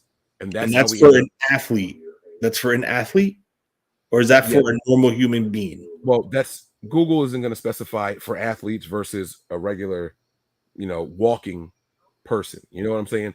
So I even if it's 16 weeks, let's just say it's 16 and we're in the postseason, our divisional round game, if he's healthy and you named him the starter as Kyle Shanahan of this team and your starter is back and they're healthy, you put your starter back in. That's funny. I don't care if Jimmy goes undefeated the rest of the fucking season. If the Niners don't say that. Don't say that. Fuck out of here. We've seen Jimmy Garoppolo, and we know what Jimmy Garoppolo is. This team wins out. Wait, hold on. This team wins out. You're gonna sit. You're gonna sit him to say to play your starter, and you don't know where he is mentally and physically on that leg. Yes, because that's what you're saying. Yes, and I'm going to tell you why. Part of making that decision, part of that decision is assessing what he is. If you tell me that we are 16-1, we are in the postseason with the number 1 seed, we got a bye week, and you tell me he's healthy, you have assessed him mentally, you have assessed him physically, you put your fucking starter back out there. You do that. You do that. We aren't the Eagles. The Eagles sit there and they let Carson Wentz. He was hurt, and they went out there and they rode to glory on the back of Nick Foles. That's not how we do here. That's not us. Okay. And it shouldn't. I can almost get. I wish there was a way to prove. They did it 2 years ago, Mike, and you called Kyle out on it. So what are you talking about? Didn't we do that with Alex Smith? Wait. What did you say, Tony? They did it. Hold your thought, Breezy. What did you say, Tony? They did it 2 years ago with Jimmy Garoppolo as the quote-unquote starter. You called Kyle out, and he didn't play. You yourself called Kyle out. So don't say they don't do that. Whoa. I called Kyle out for not putting the starter back in at the end of the season in 2020. Yeah. That's what I'm doing now. If Trey Lance what I'm trying to say to you, it's no luck just because he's the starter and the team goes undefeated into the playoffs. And I had a problem with Kyle not putting Jimmy back out there in 2020. Once Jimmy was cleared medically, he's back out there taking practice squad reps and scout team reps. I had a problem with it. Okay. What do I look like now saying, oh, Trey's healthy, but we're going to go ahead and let Jimmy keep going because he got us this far? No, absolutely not. Okay. No fucking way. This kid needs to play ball. And you know why it's more important to me? Forget Trey Lance for a second. Forget Jimmy Garoppolo for a second. This is another reason why this is so important to me. I want to know that Kyle can adjust. You got a guy coming in here off a bad ankle who you say is your franchise future. I want to know that you can adjust your play calling. I want to know that you're not going to call 10 to 12 rushes a game. Kyle could do that. The issue is not Kyle. The issue is the rest of the team Tell that to coming the fans. together with that plan. Because don't say no, what I'm about to say to you. This team looked different the minute Trey got hurt to the minute Jimmy came on that field. Yeah, but Tony, you're a smart guy, and you know why. Fuck. Oh, all right. Let's get to it. We're gonna get back to the super chats. I promise you guys. We're gonna get back to the super chats. Let's talk about why, Tony. Let's talk about why. What does Kyle Shanahan do with his play calling in the first 30 plays of the game, 40 plays of the game? We know this. He scripts It's all them. scripted. So that, and then what happens when the script is over? What does he do? He assesses what the defenses did against those looks, and then he adjusts his play calling from those formations based off of what the defense did. True or false? Yeah. Okay. So everyone out there that's saying, oh, well, as soon as Jimmy came in, the play calling was different, they already had the linebackers stepping closer to the line of scrimmage. They already had the linebackers saying it's going to be a super big run game. We're going to go ahead and crowd the line of scrimmage. In my opinion, and there's no way to prove this, so I can't say I'm right. Whatever Tony and Wayne are going to say, I can't say they're wrong. So let me be very clear here. But what I do know is this. Kyle set shit up for later in the game, later in the season with his play calling. You can't convince me that we didn't run. Trey Lance, by the way, only had 3 fucking carries in this game. Only 3. Everyone's saying that we kept running him. That is bullshit. It was 3 out of 18 plays. 3 times Trey Lance carried the ball. But I digress. There was only 3. You can't tell me that Kyle wasn't about to open that shit up for in the passing game for Trey Lance because the defense started playing the run more. That's what Kyle does. This isn't a Trey Lance thing. He does it with Jimmy. He does it with Nick Foles. He does it with CJ Beathard. He did it with fucking Brian Hoyer. It's run. You're biting on the run. I'm going to take advantage of you downfield. That's how we came back in that game against the Rams on Monday Night Football when Brian Hoyer was the fucking quarterback. That's how we came back in that game. That's why we put up 39 points in that game and lost the game. We lost that game. But what he did was it was run, heavy run, make the Rams believe it's a run game all the way, and then he took advantage of the secondary, believing it was run. That's what Kyle does. So for everybody out there saying that, oh my God, Kyle changed it up because Jimmy came in the game, I think he would have changed it up with Trey Lance still in the game.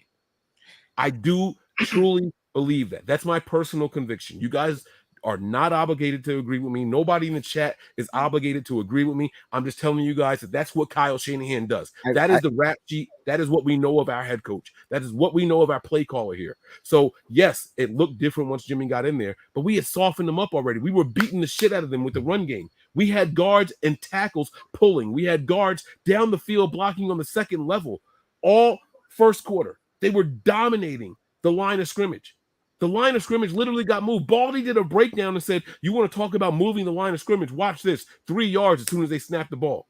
Baldy was saying this. If Baldy sees it, the defensive coordinator see it, you best believe Kyle Shanahan saw it too, and he was going to change the game. Unfortunately, Trey Lance got hurt. I want to hear your guys' thoughts on this. Tell me I'm wrong. Tell me you think that the game was going to continue the way that it was going. Tell me you think that Kyle was going to continue to run the ball. I think it would have been a shot or 2 down the field. But like I said in the beginning of the season, before the season started, don't expect big things from Trey Lance. This is what he's doing. He's running the ball. He's getting his feet under him. He's getting him comfortable with the multiple looks on the defenses that the defensive coordinators play games with. You yourself said, oh, my God, I watched the preseason game versus the Bears, and they're going to play tricks with him. You yourself said that. So what do? How do you defeat that? You run the ball, okay? First game, 30-plus attempts. Second game, I don't know how many, but I'm sure it's over 30. So that tells me he's running the ball. And I said to you, week 6 to week 7 is when you're going to see this offense take that step. Why? It gets the offensive line playing together. It gets the receivers playing together. It gives Kyle 6 to 7 weeks to get more reps and develop Trey while he's on the field versus live bullets. I don't give a fuck what he does in practice. You're not hitting him. You yourself said it. He's got a blue or black jersey on. No hit, right? This is where you get the development here versus the live bullets. And that's why I said after week 6 or 7, this offense should go if Trey's the guy. Unfortunately, we can't see that. 41 total rushing attempts, guys. For everyone out there saying that the 49ers changed their game plan when Jimmy came in, it was 41 rushing attempts for the 49ers in that game. Trey Lance only played 1 quarter and didn't finish it. Don't tell me the game plan changed. That's the cop out. And this is our. I'm talking about because I'm talking about us here on Nothing But Niners and you too, Wayne, on Nitty Gritty. This is our responsibility. Is to bring the knowledge to the fans, the casual fans. It's our responsibility to let them know what the truth is. We finished this game with 41 rushing attempts, Wayne. I don't think the game plan changed, but the play calling changed. This is just different. That's what I saw. So the game plan is to run the ball, set up for the pass. That's what we did. We ran the ball. Trey Lance had 3 rushing attempts. Jimmy had 4. Jimmy had 4. So they, like I said, they rushed the ball. I mean, but Jimmy's rushing attempts weren't Trey Lance's rushing attempts. Let's keep it a buck. He had 1 quarterback option play. Hold on. He had 1 quarterback option play and quarterback sneaks, bro. Come on, let's just keep it a buck. So the game plan was the same, but the plays were different. And when Jimmy came in to get Jimmy loose, the motherfucker was throwing screens. I ain't see 1 screen pass from Trey. And you saw a screen pass from Trey, bro? Because I got it written down. There was not one. No, I'm agreeing with you. I'm looking at Mike's silly ass face because he made his face. I had 1 eyebrow move. I covered my whole face, shit, bro. I could see one eyebrow. Now all of a sudden you got on glasses tonight, dog. I saw it. Don't make me pull out my notes. I'm gonna go get the shade. No, I'm gonna go get the shade. But no, seriously though, I didn't see those from Trey Lance. But I gotta come back to what Mike was saying. And I've been talking about this. This is why I don't understand why people are upset that Trey Lance was running the ball. It's all a part of the setup. And it just happened that it was a freaking injury, yo. Like literally, the run was 2 yards. It was successful. He gained positive yards. He took a big hit. Raise your hand if you thought he was concussed. I thought he got a concussion. I was there. No. He popped up as soon as the play was over. I know. I didn't think he was concussed. I'm talking about from the hit. Like, so from the hit, from on TV, you heard a pop, right? And so he got up.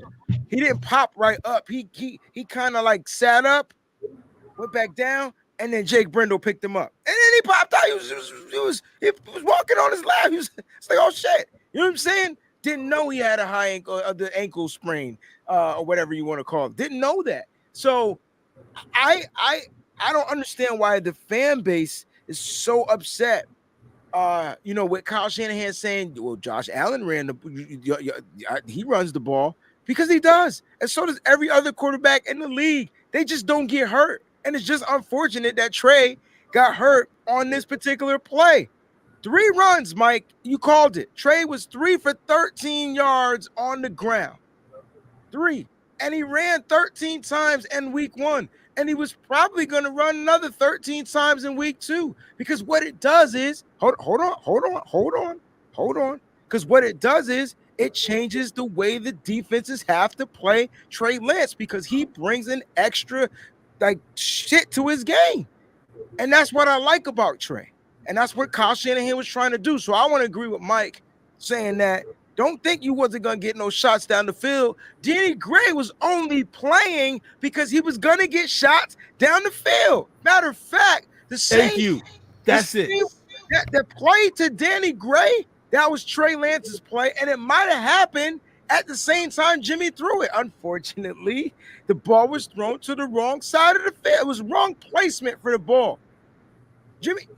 They played good defense on it. I would say both the safeties knew that Danny Gray was going to go deep. You could tell they did. They scout report. So both safeties covered Danny Gray over the top. And then the ball was placed to the inside opposed to the outside to the sideline where Danny Gray could go make a play. So Danny had to play defense. And then the ball luckily wasn't intercepted. That should have been an intercepted pass on Jimmy Garoppolo, but John don't want to hear that shit. I'm just keeping it a buck. I'm not mad at that. I like it. You get what I'm saying? Like, I'm just keeping it a buck. But it is what it is, guys. Trey got hurt, and I hope when Trey comes back, I hope Kyle Shanahan continues to set these teams up for failure. Like it's a guys, it's a fucking boxing match. It's fucking jabs and jabs and jabs. You don't fucking throw haymakers round one in a boxing match. Why? Because Mike Tyson retired a long fucking time ago. That style of fighting is Mike Tyson got beat at his own style of fighting. Do y'all forgot about that shit? That's because he went off the deep edge, buddy. Whatever you That's call because it, it was coke and Japanese strippers. It was coke and Japanese strippers. But to Tony, I mean to Wayne's point though, because you know me, I'm a boxing guy. That's what I do, right? You go to the body to get the opponent to drop their hands. So when you come over top, you punch him in the fucking head. Right in the fucking temple, it's over. And that's what Kyle sets up. And this is not our opinion. Everybody watching this can tell you, if you've paid attention to Kyle Shanahan's play calling, what you see in the first half is not what you get in the second half. You'll see the same formations, but you're going to see a different plan of attack, right? It's going to look like we're coming in with the jab. We're going to come in and then boom, over the top with something hard. That's exactly what it's all about. That's exactly what it's all about. So I'm not here to sit here and say it's Jimmy's fault, it's Kyle's fault, it's Trey's fault. That's not what any of us here on here are doing. I think we all agree that the second half would have looked different. The second quarter would have looked different, regardless of who the quarterback is. I think we all agree on that. Yes, I do. Kyle was hitting you, setting you up for the gut punch, yo. Yes, sir. And he had control of this game the whole time for a few reasons. One, the offense was moving the ball down the field, point blank period. Didn't matter who the quarterback was. Two, they were running the ball successfully. Didn't matter who the running back was. And three, the defense was on fucking crack cocaine. Like that. That's what it was. That's exactly what I saw. So just real quick, for those 3 points that you just pointed out, why would Kyle have to show his hand? I don't think he had to. I he think didn't. That's what I'm saying. So I don't think there would have been that many deep shots when no. No, I got you, Tony. See, you try to be slick. You a slick dude. The reason why Kyle would have to have made adjustments is because eventually you're not going to keep punching me in the same spot and I don't defend that spot. If you're hitting me here all night long, I'm going to start boxing with my glove up here. That's my guard is going to go from like this to a shell style. It's going to go to a shell style. I'm not going to let you keep punching me here. And Kyle knows that. But what Kyle does is he changes before you change your defensive stance. And I understand that. And that is 100% justifiable with Jimmy Garoppolo as your quarterback, not with Trey Lance, because the reason why he brought in Trey Lance to make it full 11-11 football, it would have been a one-on-one situation with Trey Lance and a defender. That's the difference. And that's what I don't get with the outrage from the fans. Why is he running him so much? Kyle told y'all before we drafted Trey Lance what he was looking for in a quarterback. I want a guy who can run like Lamar Jackson, but can throw like Drew Brees. Why the fuck are we all of a sudden mad that Kyle called 3 runs in the first quarter for his quarterback? Well, and he didn't even call 3 runs. He called 2 option plays and 1 designed run. Why are we mad at that? Because the fan base don't know what they're talking about. I'm sorry. And I'm not saying people in this group chat. I'm not saying people in this chat. I'm saying legit people look at things and don't see what is going on in front of them. Well, that's not just it, Tony. You're right. You're 100% right. But 2 plays earlier, they broke off a 45-yard run.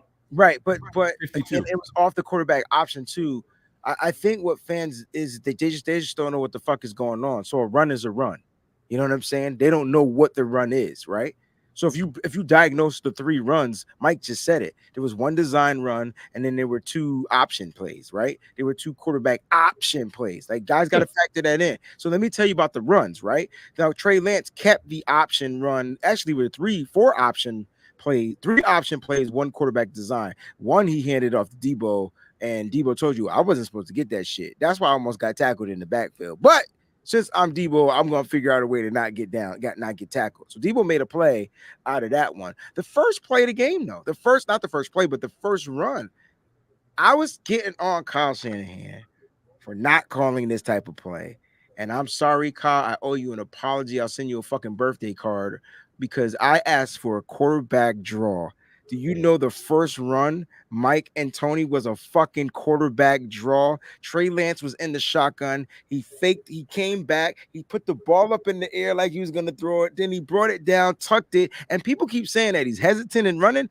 He didn't look hesitant on that play. He dashed up for 7-yard gain, took the hit, and got down. I'm sorry. That was the one play by design. That was the design. Drew up. You fake the pump, you tuck, and you go. It's a quarterback draw play. That's what the play was. That was the one designed run for Trey Lance. And how long was it? It was probably his longest run of the fucking 7 night. yards. It was the long run. run. The longest run of the fucking night. Right, the one that was designed. Now the other ones were pretty much on the quarterback. Antoine SMD, man. The other ones were on the quarterback. He had to read, right? So you can either hand off the ball to the running back or you could take the ball yourself. Guys, y'all don't remember fucking Colin Kaepernick? I mean, the one read option. I mean, isn't that what we used to run? It just looks a little bit different because they're in more of a shotgun or a pistol formation, or whatever it is you want to call it. They're just in a different type of formation. You got the quarterback in the shotgun or the pistol, whatever it is you want to call it. And then you got your running back to the side posted directly behind you. And it's just one of those things where he's either going to take the ball, depending on what the defensive end is doing, or not. Yo, Trey Lance on those quarterback power runs, though, he's been successful. There's not been one for negative yards. I took that off your face because I was tired of seeing it on your face, bro. So I apologize. But he was successful. He's been successful on every run. Does he take hits at the end? Yeah, but this is fucking football, man. Like, everybody's gonna get hit. Like, this is what players do. It's not like he's taking crazy shots to the head and getting concussions like Steve Young. He's not. He's protecting himself in that sense. But then if he slides on a hit on a quarterback run like that, that cat's gonna get cremated. He's gonna get decapitated. That's what Kyle. Go ahead, Tony. That's why I just can't understand the fan base, how they want to fire him. Right? You just made a point, right? The read option. The read option is designed to put one player in distress to make a snap decision. So how it goes is it's a play side defensive end. He's unblocked. The guy is untouched. At the snap, he steps upfield and he sees the mesh between the running back and the quarterback. He's got to commit on that play, whether he's taking the running back out or he's going after the quarterback. So if he like flattens out and plays the flat, and that's taking the running back. So that's when the quarterback holds it until he fully commits out, rips it out, and then he tacks the edge, right? So it's not a design run. It's a reactionary play. It goes off of what that defensive end does in that moment of time. Compared to, now let's flip it back to the Chicago game, right? It was 3rd and 11. Trey Lance took the snap and shotgun, took a step back and just barreled for 12 yards and picked up the first down. 3rd and 13. Oh, it was 3rd. Then he picked up 14, right? Yep, he got the first, though. That was the most impressive run I've ever seen by him. Like, everyone was souped and happy. Yeah, Trey Lance, yeah. It was the same damn play, though, Tony. But now Kyle doesn't know what he's doing. Like, I just don't understand, like, the logic point of this fan base, right? If you seriously go back and watch that Seattle game, the defense was on their heels because they didn't know what the fuck was going on. Were they running off tackle inside? Was it a quarterback run? Was it a toss? Was it a reverse? They didn't know. They did not know. Now, if you're going to tell me Kyle trots out and brings 3 running backs on the field and tries to throw a pass with a running back, yeah, Kyle, you're out. You don't do that shit like Seattle did. But you're using a guy that you identified during your draft process that will get you 11-on-11 football, a guy with an arm like Breeze and legs like Jackson, to come in and play your quarterback spot, and people were ripping him and saying, oh, he's not ready. He's not this. Kyle can't call a game. In my opinion, you take those 2 fluke plays out where it was the blown coverages, the 1 touchdown to St. Brown versus the Bears, and Pettis doing his cat dance down the sideline because it was a blown assignment. Trey Lance shit on Justin Fields in that game. He was the better guy. I know he didn't throw any touchdowns, but that's not the way it looked. That's not the context. The throws that he made in tight windows. He put a ball over 3 defenders. I was arguing with somebody about who the better quarterback of the game was, and they were like, how can you say Trey Lance was the better quarterback? He had 0 touchdowns. Listen, Justin Fields touchdowns came from fluke ass plays. One was a fluke play, and the other one was penalties that got him right to the damn end zone. And then it was another fluke play because somebody blew the coverage. Like that, those were Justin Fields touchdowns. Let's just keep it a buck. But like you said, Tony, Trey Lance outplayed him the whole game. I still feel like the defense let him down in that game, man. It was a bad game. It was a bad game. No, the offense couldn't put up more points. The weather got really bad, and the defense had the wrong part. they fell asleep at the wrong time, bro. Let's get back That to weather these. came down at the wrong point in time, man. Yeah, for sure. Let's get back to the super chats here, guys. We got a couple more to get to, and if you guys out there in the chat have anything you want us to read, make sure you make it a super chat. It doesn't have to be for $4, $5, $10, $20 or anything like that. But this is the super chat segment here. The next one here is from Sean Shepard, and we're talking about Kyle. So let's go ahead and dig into it. Wayne, you want to take this one, man? Sorry, not sorry. Never seen someone choke and blow it like our coach goes. Yes, our coach. Our coach goes through players like drill bits. No script, destructs, script for Trey, horrendous, and porn star Jimmy. Every long ball was horrible. Sean, thank you for the contribution. Let's go backwards here. Every long ball, I don't think was horrible. Jimmy he had a ball. He had a pass that I just don't know how Brandon Ayuk didn't catch that joint. That was a catch. The one to the sideline, and Brandon had to die. It hit both of his hands. It hit his hands, and it just didn't catch it, yo. But are you talking about in the end zone? There was two of them, Brandon. I'm talking about the one in the end zone. He was interfered with. If he would have came down with that ball, then Brandon Ayuk is the GOAT. I don't know who could have caught that ball. You're talking about the one that hit both hands, and he fell, and like the ball just came out. That's what you're talking about on the left sideline. Yeah, but that was a deep pass. So was the touchdown to Dwelly. The touchdown to Dwelly was a deep out to the top of the left of the field, and it was a great pass. It was a great pass. I mean, Trey Lance missed that pass to Tyler Kroft the week before, so yeah, like that was a great pass. But the only one throw to me that was the only long throw that was bad was the Danny Gray one. I felt like that was in double coverage, and Jimmy could have easily got that picked. If Quadri Diggs would have got his hands on that quicker, that was a pick. I agree with your assessment there.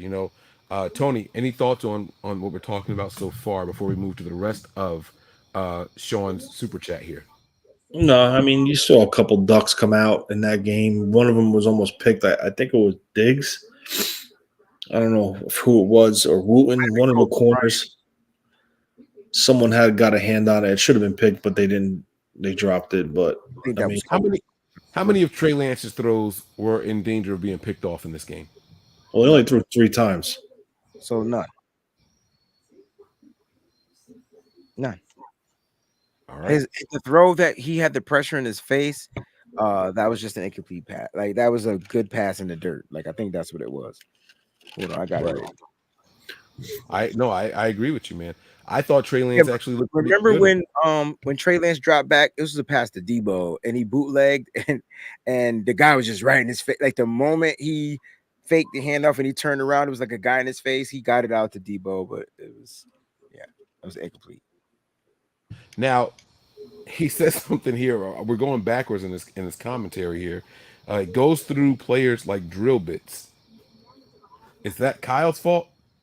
Because he's saying this is our coach. Is that Kyle's fault? Is that the strength and conditioning staff? Is that football and nutrition? What do you guys attribute the massive amount of injuries on the offensive side of the ball to? Someone help me here. I think it's the performance staff. Performance and the strength staff. I think that's all one staff, to be honest with you. I'm with Tony. I just call it the training staff. So, like, I really feel like it comes down to them to get these guys conditioned and eating right and whatever. Like maybe these players are just not eating the right diets anymore. Maybe back in the day when we used to eat, the bad shit, the meats and whatever, and players just seem to stay relatively a little bit more healthy. But now you want players to be faster, lean, cut, trim.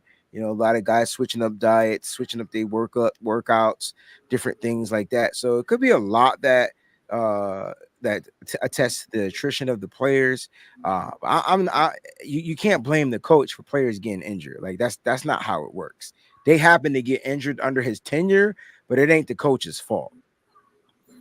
And just another thing, like what kills me is they blame Kyle for Trey. They blame Kyle, and like what he's saying here, they go through players like drill bits.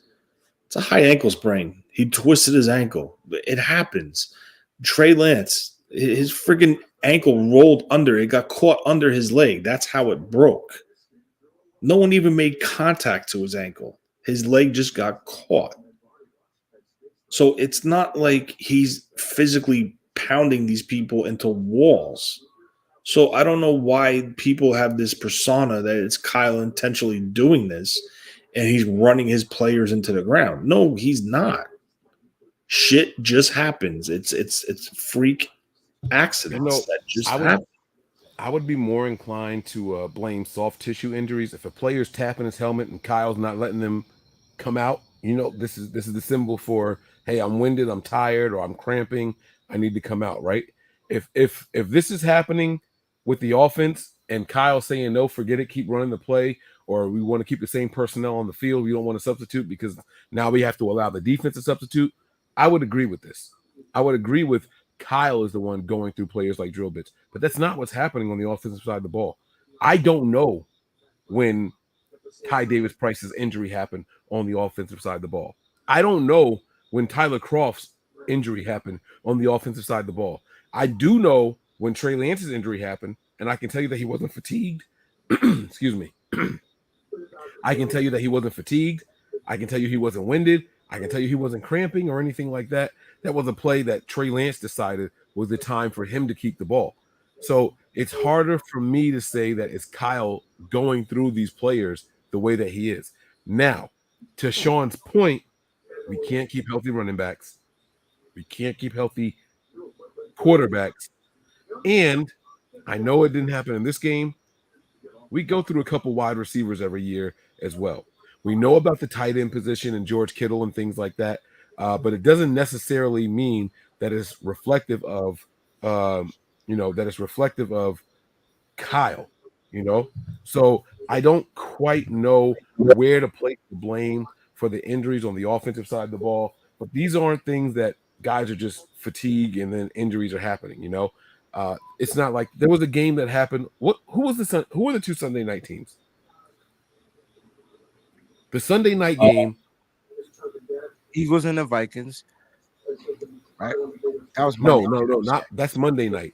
It was Sunday only one night. Sunday night game, Right? There was a player in the Sunday night game that tried to leave and go off to the sideline, and the coach said, "No, stay." And then there was an interception. It ended up being a pick six, but the player was just winded and couldn't chase the guy who intercepted the ball, and he was the target on the next play. He was supposed to run a route. He didn't complete the route. Packers and Bay. Okay. He didn't complete the route. It was an interception.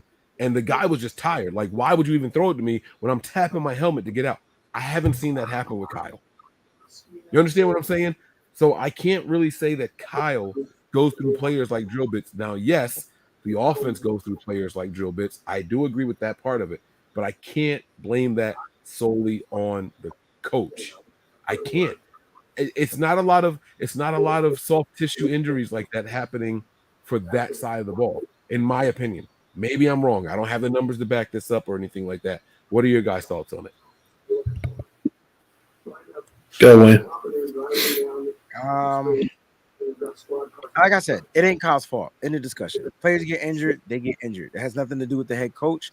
Can the head coach go to the training staff and be like, "Hey, what the F are you doing? Why are my players keep getting injured?" Yes. And I'm sure that's something that he does. But at the end of the day, it comes down to the players, to the conditioning. And some of these injuries are just freaking like freaks of nature, bro. Like the Trey Lance injury, like it's one of them football injuries that can happen to anybody at any given moment. It could have happened to a running back, could have happened to an offensive lineman. It could have happened to anybody if they got their ankle landed on and rolled on.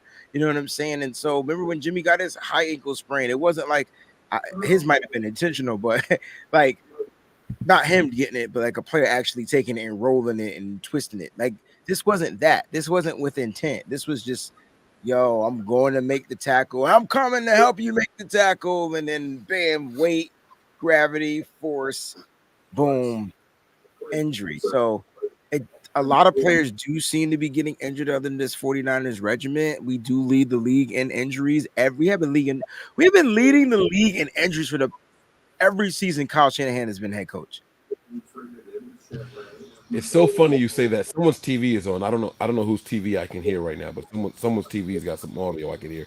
But it's funny you say that.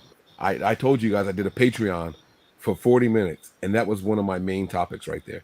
It was that. I swear to God, Wayne, I swear to God, I'm not making this up. We talk about how in sync we are. It's like our periods are aligned or something, but it's crazy. I mentioned that in my Patreon rant tonight. It was that, this team has led the league in injuries since Kyle Shanahan and his staff have been here.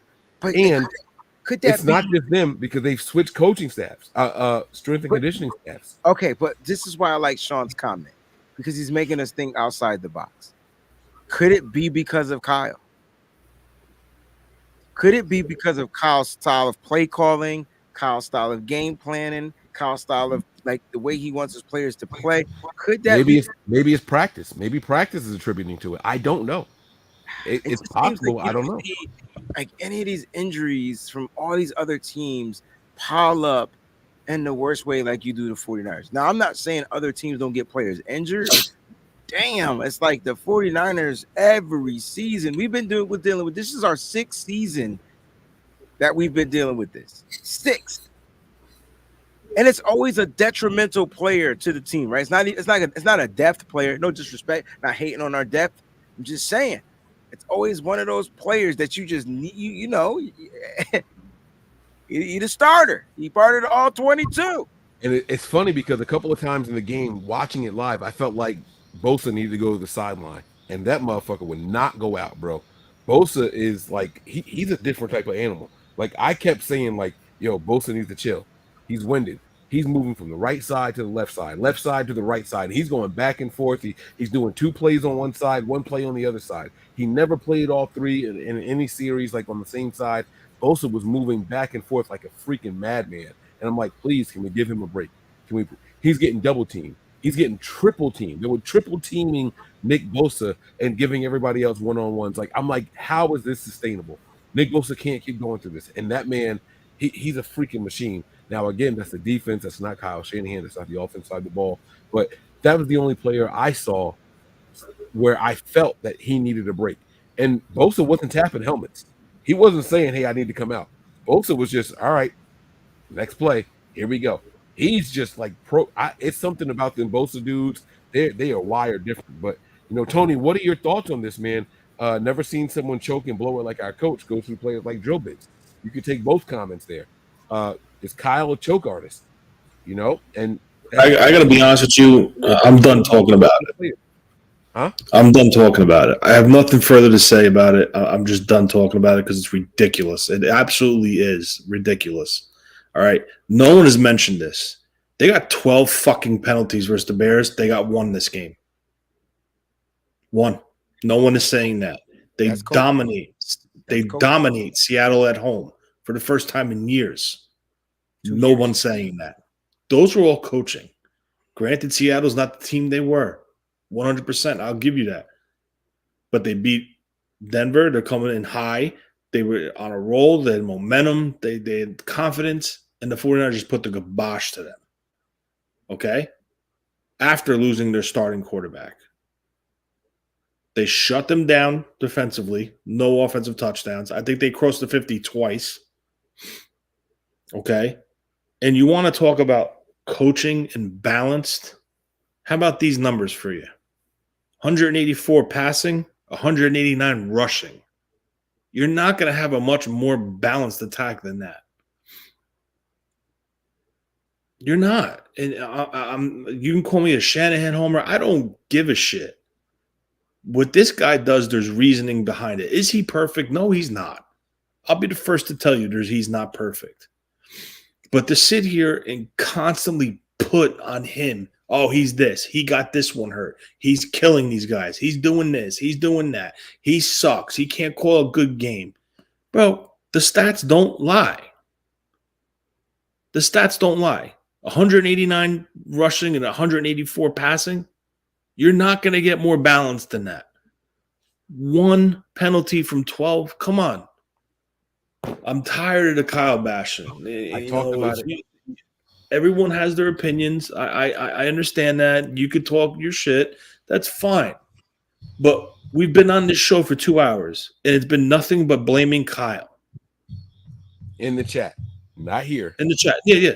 In the chat. Let's be very, very clear what we're talking about. I don't think anybody here has actually said that Kyle Shanahan is at fault for the injury. Now, Wayne, I don't know if you feel that way. Let's just straight up ask you before we get to I said the 49ers Hive is next. But do you believe that the injury to our quarterback is the fault of Trey Lance? You can give me a simple yes or no. You can give me a yes or no with explanation, and then we'll go to Tony, and then we'll go to me. Do I think the injury of our quarterback is at fault because of Trey Lance or because of Kyle Shanahan? Because of Kyle Shanahan. Oh, you said Trey Lance. But anyway, no, I don't think it's Kyle's fault. I've been saying that this whole episode. It's just point blank period. Like injuries are going to happen in football. It's not the coach's fault that a player gets injured on a play call. That's not how football works. Coaches don't call plays and be like, yo, I'm gonna call this play, but you might get injured on this play. That's not how you play fucking football. You call plays, you execute this play, you're gonna score a touchdown. That's the only thing I want to know. I want to hear from my coach. If I'm a player, coach, how are we gonna get in this end zone? Oh, run this fucking play the exact way I say it, and then you'll get in the end zone. Trust me. Now, before Tony gives his answer here, I want to let you guys know tomorrow we have a bonus episode. We do Tuesdays, we do Thursdays here. But tomorrow we have a bonus episode previewing the game from the opponent's side. We have Benjamin Albright. If you guys don't know who Benjamin Albright is, why are you on Twitter? Benjamin Albright is somebody who is very tapped in with the NFL, with the Broncos. Yes, Benjamin Albright is a very, very good friend of the show. He will be on tomorrow night, so make sure you guys are locked in. I wanted to mention this earlier, but I forgot to. We're doing it now. So make sure you guys have your notifications turned on. He has not ironed down a time with me, so it is imperative that you guys have your notifications turned on for tomorrow night's show. Now, you can watch it on the rewatch, but I'm sure you guys are going to want to ask some questions during the live show. Make sure you guys have the notifications on. He is guaranteed to me, as of now, at this moment, that he will be on tomorrow night. So make sure you guys are locked in, all right? Tony, your thoughts on this, man? Kyle's fault. I'm lost. I'm sorry. Kyle's fault. No, it's not Kyle's fault. Oh my God. How I've seen all week, all since the game has been over. Oh my God, there's RG3 all over again. Kyle didn't really want RG3. He didn't really want Trey Lance. He wanted the other quarterback. He wanted the pocket passer. So he ruined Trey Lance. Can I ask you a question? RG3. Do you guys remember RG3's injury? Yes. What was it? I remember what the injury was or what he was doing to get injured. Both. Well, wasn't he tore his ACL running down the left sideline? I thought it was the right sideline. One of the sidelines, and someone took his leg right out. That's what it was. So can I ask you, how is that on Kyle Shanahan? Like, Kyle was supposed to know that there was going to be a defensive player that's going to come and try to take out your ACL. You get what I'm trying to say? Like, that's what people are thinking. Well, it depends on what they're talking. So in September of 2009, we talk about the main injury that got him hurt. The main one, the very first one. Well, that was 2009. You guys talking about? Oh no. You're talking about in the NFL. Yes. Whatever. He had a. Hear me out. He had a concussion in October 2012. We're not talking about the concussion, Mike. We're talking about the one where the LCL sprain in December. No, he tore his knee up. He took a direct hit to his right knee from the Baltimore defensive tackle, Haloti Ngata. He finished the game, but he was limping around. That's not the one you're talking about? No, he had an open path to the sideline. He was running down the field, and a guy came in. The wild card game. Huh? The wild card game. That's what you're talking about. The playoff game. Yeah. All right. He hurt his right knee in the wild card game against the Seahawks. And that was him running down the sideline. And that's when Trent Williams smacked Richard Sherman. And Robert Griffin said after the game, I put myself at more risk by being out there and running. But it's Kyle Shanahan's fault, right? I'm just telling you what he said. I'm looking at no, I know. I'm just saying it's Kyle Shanahan's fault. Well, I mean, it's funny because when you listen to RG3 speak, he's not saying that Kyle Shanahan shouldn't run Trey Lance. He's saying that's one of Trey Lance's attributes, and Kyle Shanahan should take advantage of that. And he was the guy that got hurt. So he under Kyle Shanahan and those guys. If RG3 is not blaming them, why are we trying to compare these two guys and these two injuries? They're totally different. They're totally different. And I think RG3's play wasn't even a design run. Y'all talking about y'all want our quarterback to you rather have him scramble opposed to the design runs. It's crazy, man. Like guys, it's injuries, man. Like it's the sport where you're gonna get injured at some point.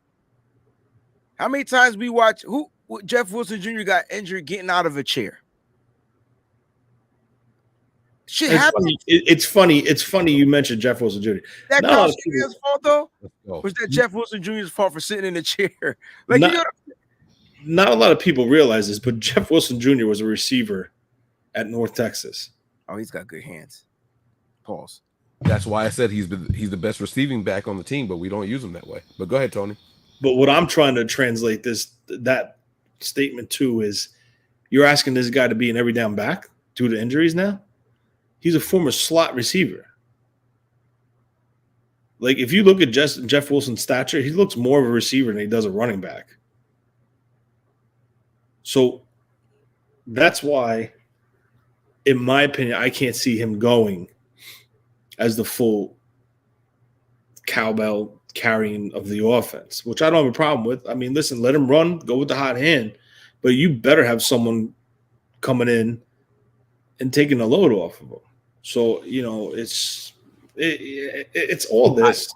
Everyone points, this one's fault, that one's fault. No, it shit happens. Shit happens. It's fucking football, and I agree with you, right? Like Jeff Wilson Jr.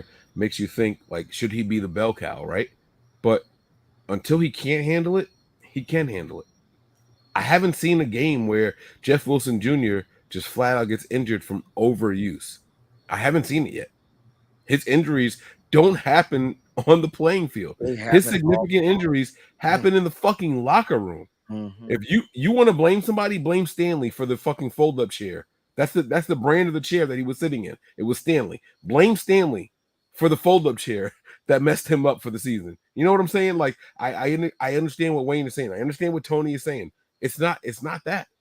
It's not that. Jeff Wilson Jr. has been a running back in the NFL for 6 seasons. That's it. There's nothing else we can do about it. Nothing else we can say about it. That's where he's been. How many injuries on the field have you seen Jeff Wilson take? It's one.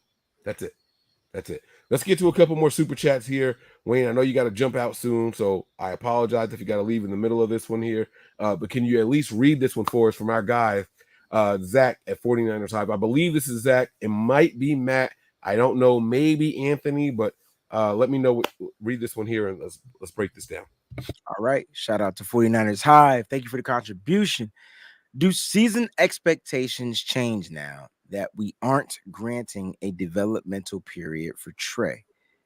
If it's Jimmy, there aren't any excuses anymore. So what he's saying is this, right? Oh, I know exactly what he's saying, because this is what I said last night on Nitty Gritty Niners. There's no excuses. I don't want. There's more pressure on Kyle now. No, I disagree. There's more. All right. Now I'm talking about be good. Excuses. Go ahead. No, I'm talking about excuses too. Okay. I'm talking about excuses too. Let me ask you guys this question. If Jimmy Garoppolo was supposed to be the 49ers 2022 starting quarterback, do they draft Danny Gray? No. Literally crickets in the background. I just Can said you guys no. hear them or no? Oh, no. Yeah, I hear him. But I said no. because that doesn't fit. That doesn't fit Jimmy Garoppolo. That doesn't fit Jimmy Garoppolo. But you also don't have to utilize Danny Gray this year because you have receivers. So Jimmy has the guys that he's used to, and the only other guy he's got to get used to as far as timing is Ray McLeod, and he hit him pretty good in this game. Like I saw a couple of nice throws. You know what I'm saying? So are you going to utilize Danny Gray's speed down the field? No. But hey, this could be a developmental session for Danny Gray because you didn't draft Danny Gray just to run 9 routes, bro. Danny Gray's got to learn this route tree. And so this could be a good situation for Danny Gray to get better at running routes. But to be clear, your answer is no. You don't clear. My answer is no. I don't think you draft Danny Gray with Jimmy Garoppolo at quarterback. I'm gonna go opposite. And I'm going to tell you why. Because if you watch his tape at not Louisiana Tech, SMU, I seen him take a lot of slants to the house. A lot of shallow crosses, a lot of slants. And I think that kind of aren't routes though. So that I agree with you. A slant to me is not a route. It's like beating your guy off the thing and just running and the ball be right there. Like that's not really a route. I guess my thing with Danny Gray is he struggles trying to get open off of his routes. And so I think that's kind of where I'm looking at. But I agree with you. He does do that, and he can be utilized. And that's why I said this could be good for him, Tony, with a guy like Jimmy Garoppolo who likes to get the ball out quick. And you could utilize that speed. So I get where Tony's coming from. This is dope. Like maybe you do draft him because he can get. I prefer that. What's that kid? Out of Kansas. I would have preferred like a Khalil Shakur for Jimmy Garoppolo, but I like the Danny Gray guy. I like where Tony's going with this. Before Tony responds to what you're saying, who was the poor man's Deebo Samuel in this draft? What was his name? Treylon Burks. That's the guy I was thinking. That fucking Burks. I think if Jimmy's your quarterback, that's the wide receiver you target. Yeah, another yak guy. That's the guy you target. Another Deebo Samuel. If Jimmy's your quarterback, there's no way in hell, my opinion, that you target a guy like Danny Gray with that kind of speed, that limited intermediate route running, if Jimmy Garoppolo is your quarterback. Tony, what say you? No, I mean, I don't know. I don't know. I just think the speed element that he brings, Danny Gray. I just feel the speed element that if they can get the ball in his hands quick, I think it's tough. And I'm not talking just slants. I mean, he could do a shallow crosser. He could do when Kyle comes out with the level concepts out of the shotgun. Get the ball out, get it to him quick, and let him just go downfield and see what they can get. I mean, and then eventually he could develop into a wide receiver. But speed is speed. Whether you run straight down the field or you get it quick and then you turn your burners on and you're still running away from people. So it's about getting the ball in his hands and try to get him going. And, we'll see. All right. And so to the question here from 49ers Hive, which I think is a good question, let's go in reverse. Actually, no, because I know Wayne's on limited time here. Let's go back to Wayne. We did our season predictions. We talked about how many games we expected to win, and we assumed Trey Lance would be the starter. Number one question for you, Wayne. Just answer it with a number, and then I got something else for you. How many wins did you expect the 49ers to have in the regular season with Trey Lance as the starter? I can't remember if I said 12 or 13. It was one of those two numbers. Okay. So now that Trey Lance is gone and Jimmy is here, Trey Lance goes 1-1 as a starter.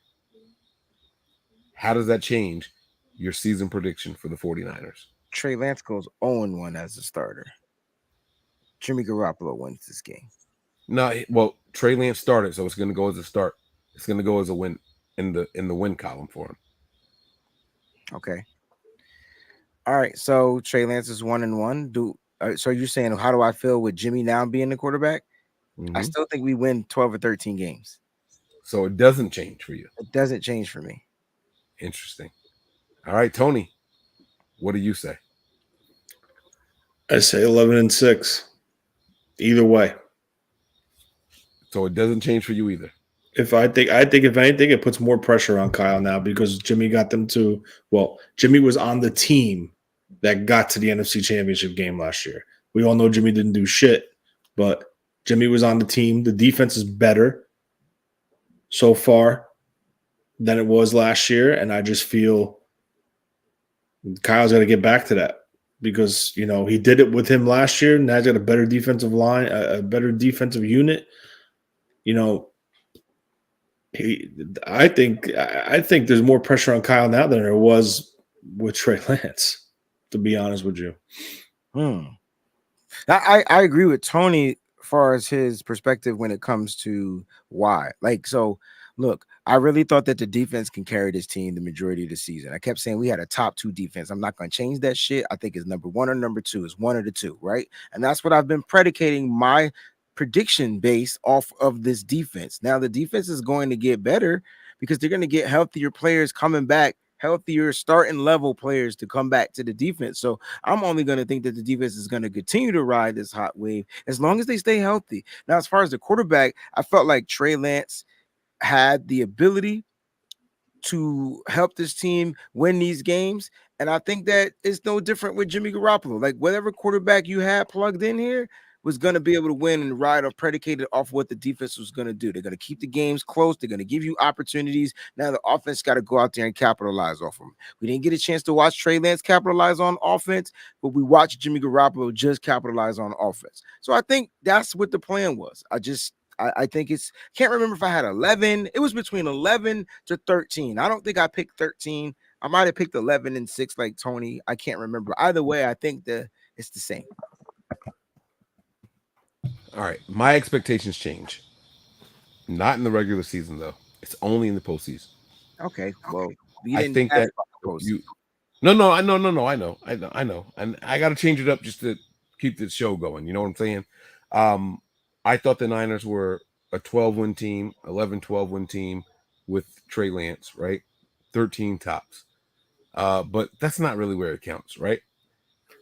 In my opinion, if Trey Lance played all season long, and you told me if he played all season long, and you told me that in the NFC Championship game, our opponent only had 20 points. That's how the Rams beat us last year. Only 20 points. I would bet my first child that we win that game. I don't know that Jimmy Garoppolo with the 49ers offense can pass 20 points in the NFC Championship game. That's where my expectations change. It's not the regular season. So I think we all said the same thing. We are all in agreement that our regular season numbers don't change at all. It's going to be about the same. But the postseason is where I think expectations change. Because the question is, do season expectations change now that we aren't granting a developmental period for Trey? That's what the question is. We said season. He didn't say just regular season. He didn't say postseason. It was just season. So I'm trying to incorporate both. 20 points is a lot for Jimmy Garoppolo to overcome in the postseason. It is. I'm sorry, but it is. If it was Trey Lance getting better game after game after game, I would have all the confidence in the world that we can beat a team that only puts up 20 points. If our defense held, and by the way, that 20 points was the most points scored on us in that entire postseason run. That should have been enough for us to overcome. But it wasn't due to limited. I'm not going to sit here and say due to Jimmy, even though I do believe he was a large part of it. But that's not all I'm hanging my hat on there. The regular season, I think we end up with the same amount of wins. Between 11 and 13 wins. I do think we still finish that same way. What I don't know is how we do in the postseason. The Niners defense was so good last year. We played 3, not 1, not 2, but 3 of the top 10 scoring offenses in the entire NFL last year. And the highest scoring one was 20 points. And we lost that game. That is a knock on the offense for not being able to outscore them. I think with Lance, we would have been able to outscore them if he played this whole season. That's the only thing where I kind of get a hang up on. That's all I'm saying. That's all I'm saying. So, all right, guys. that's cool. If it's Jimmy, there aren't any more excuses. I do think there's excuses because I think the reason we try to move on from Jimmy is from Kyle and the coaching staff recognizing that there are limitations with Jimmy. What do you guys say to the second half of this question? Tony, let's start. Okay. Let's go with Tony, then Wayne, I'll let you go. I know you got to go. He says, if it's Jimmy, there aren't any more excuses. My answer is there are excuses. There's a reason we wanted to move on from Jimmy. And I think that's where the excuse starts, especially in the postseason. I see what you're saying, but I think he's trying to – his point he's trying to say is if being that Jimmy's now back as the starter, this team should be back where they were, where they finished last year. There's no excuses on that point because they did it with – he has a better team this year than he did last year. So I think that's where he's trying to label the no excuses as. That's the way I see it. Yep, that's exactly what I was going to say. Jimmy has zero excuses. You got your team. You got your team back. Now go ahead and make it happen. And that's the no excuses. Jimmy has zero excuses. You're healthy. You're back on the team that you chose. Jimmy chose to be here. Don't act like the 49ers made Jimmy sign the contract for $6.5 million. Let's keep that shit 100, yo. Jimmy said he wanted to be here because this is where he felt like he would fit best. That's a Jimmy Garoppolo and a Don Yee situation. So that's Jimmy. So Jimmy has zero excuses. You chose to be here. You signed this contract. You signed to be a backup quarterback. You signed to be an insurance plan. Now we're trying to cash in. So now it's time for your ass to put up or shut up. There's zero excuses. And I think that's where our guys, Zach, Matt, or Anthony are coming from with that contribution. He has zero excuses. And you took those incentives. It's more than the contract. It's more than the basics of the contract. Correct. It's to make the bonus money. Yep. He made an extra $350,000 because not only did he play and take most of the snaps, we won the game. Mm-hmm. It's $250 for playing most of the snaps, another $100,000 every time we win a game. There's a reason he took the contract he did. Yeah, because he has to go out and play to earn, to prove to everybody he could do this shit. Exactly. So this is that the 49ers lit the fire under Jimmy ass by offering him this type of a contract. Now he has to go out and ball. And don't forget, y'all all forgetting that. Guess what this is? It's a contract year. Listen, that's 100%. And all I'm going to say is all the Jimmy fans kept saying, look at his record. All he does is win. Let's see it. He went to the podium and even said it himself. It's funny. That don't matter. It's all about winning. He said, you can look at whatever stats you want to look at, but our job is to win games, and that's what I do. All right, so, guys, I'm going to give you guys final thoughts, but I'm going to continue with the Super Chats. I got like 5 or 6 more to go through. Let's get you guys final thoughts. I know you guys need to go. I'm going to finish this show up strong. So you guys go ahead. Let's start with Wayne. I know he said he had to go first. So, Wayne, your final thoughts here, and then I'll continue with the rest of the Super Chats. I guess my final thoughts is for that. I just want the faithful to find a way to stay faithful, man. They call us faithful, so we got to figure it out. Like, this is adversity. This is when your faith is tried and tested. And the good news is, the bright side of this is that we have a quarterback that's not the worst quarterback in the league, like coming in to kind of like save the day. And I know we all, including myself, ready to move on from Jimmy Garoppolo. But I have to be the first one to say it. I'm glad that we didn't, because if not, it would be a different type of person into this situation, and then we would really be shitting this season. And then if you ask me if my expectations change if Brock Purdy was quarterback, I'd be like, oh, we going 2-15 or whatever. That's a difference. Like, you get what I'm saying? But with Jimmy Garoppolo, guys, look, he's not the greatest, right? But he's not the worst. All right. And so it is what it is. We know what we got with Jimmy Garoppolo. Let's see if he can go out there and prove everybody wrong. And that sometimes you need that fire lit in your ass to go out there and prove everybody wrong, because everybody's doubting him. We're doubting him. the world. The only people not doubting him is the media. The national media feels like Jimmy Garoppolo gives the 49ers the national media, the 49er media, they all feel like Jimmy Garoppolo gives the 49ers the best chance to win. And I don't want to be the person to laugh in their face and say, aha, you're wrong. So Jimmy needs to go out there and do exactly that. He says all he does is win, win, win, no matter what. Then let's go out here and get these wins, and let's get to this Super Bowl, and let's win that game. That's how I'm with it. Ride or die with my Niners, man. I'm faithful all day. You know what it is. I just got to keep it a buck. Wayne, thank you for joining. I really, really appreciate it. And you answered the question I was going to ask you guys on the way out, so that's cool. I'm going to let you go ahead and go. You be safe. Give my love to the family. Let my little man Rome know. Uncle Mike got him. All right. Send my love to Ricky as well. Okay. Sure, man. All right, bro. You be safe out there.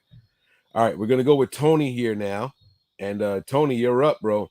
So what Wayne answered that I was going to ask you guys. And like I said, the show is not over, guys. Don't start leaving. We have a lot more super chats to get to. So please do not leave. But Tony, he answered this question. I want to ask you guys here. Jimmy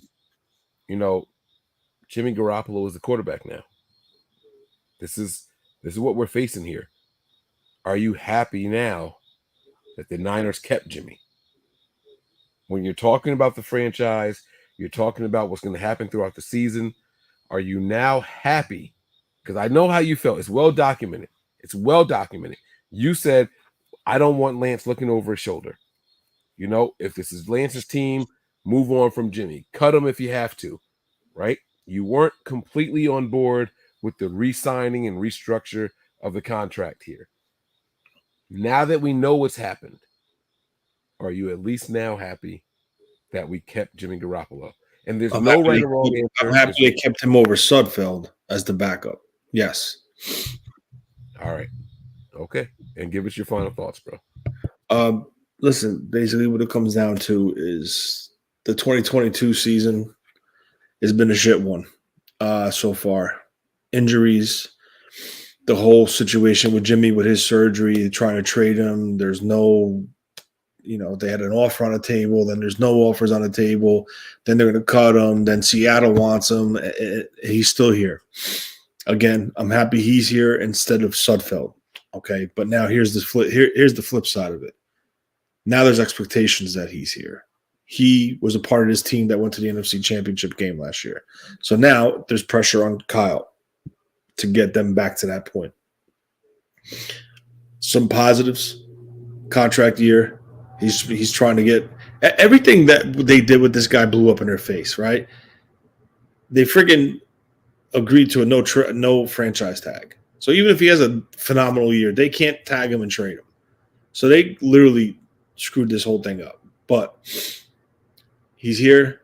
The pressure's on Kyle to get him to perform and to get this team where they were. Now, what we have to hope for as fans, he's looking to get another contract from another team.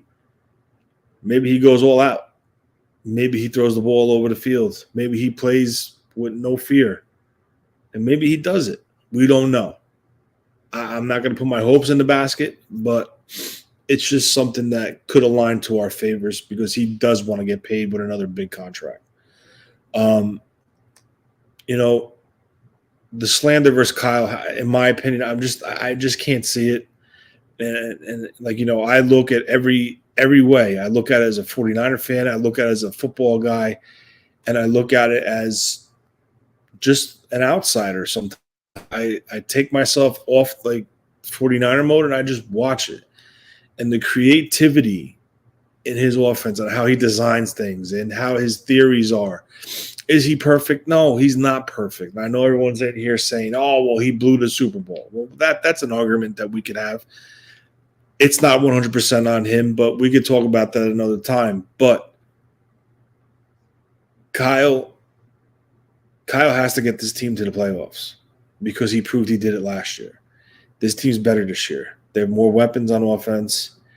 I think the offensive line can actually turn out to be a strength of this team, believe it or not, by the end of the year. And I think this defense is going to be better than the 19 defense if everyone stays healthy. I like what I'm seeing from this team playing as a unit.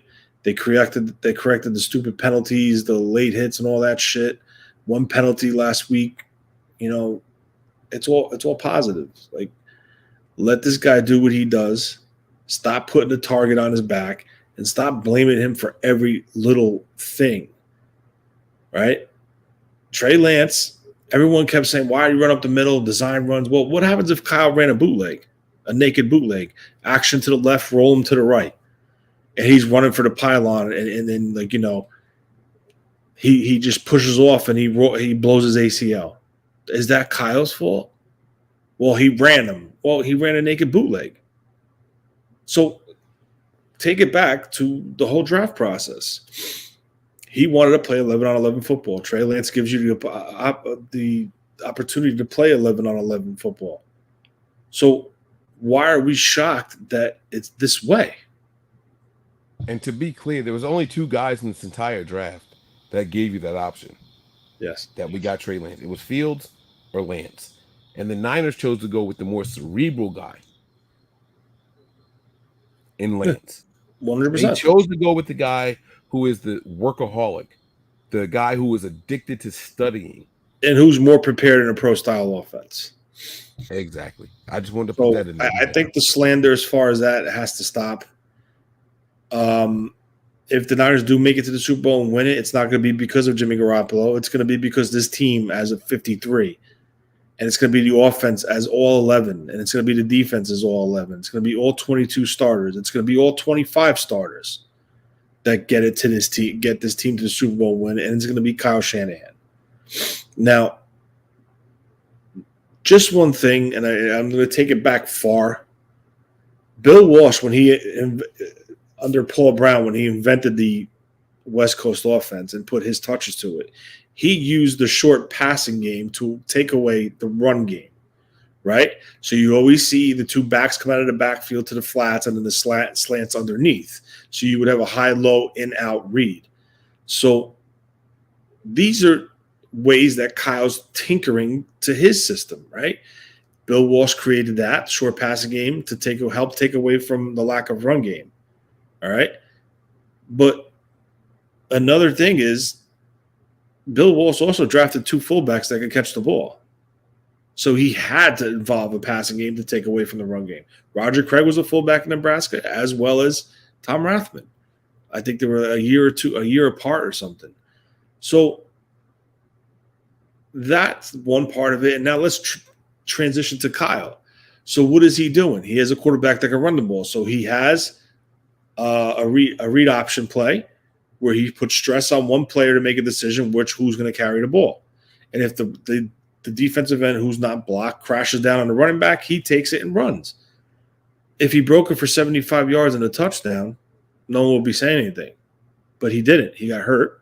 No one hit him. His leg got caught. He rolled under it. He did get hit, but the injury wasn't because of a hit to the leg.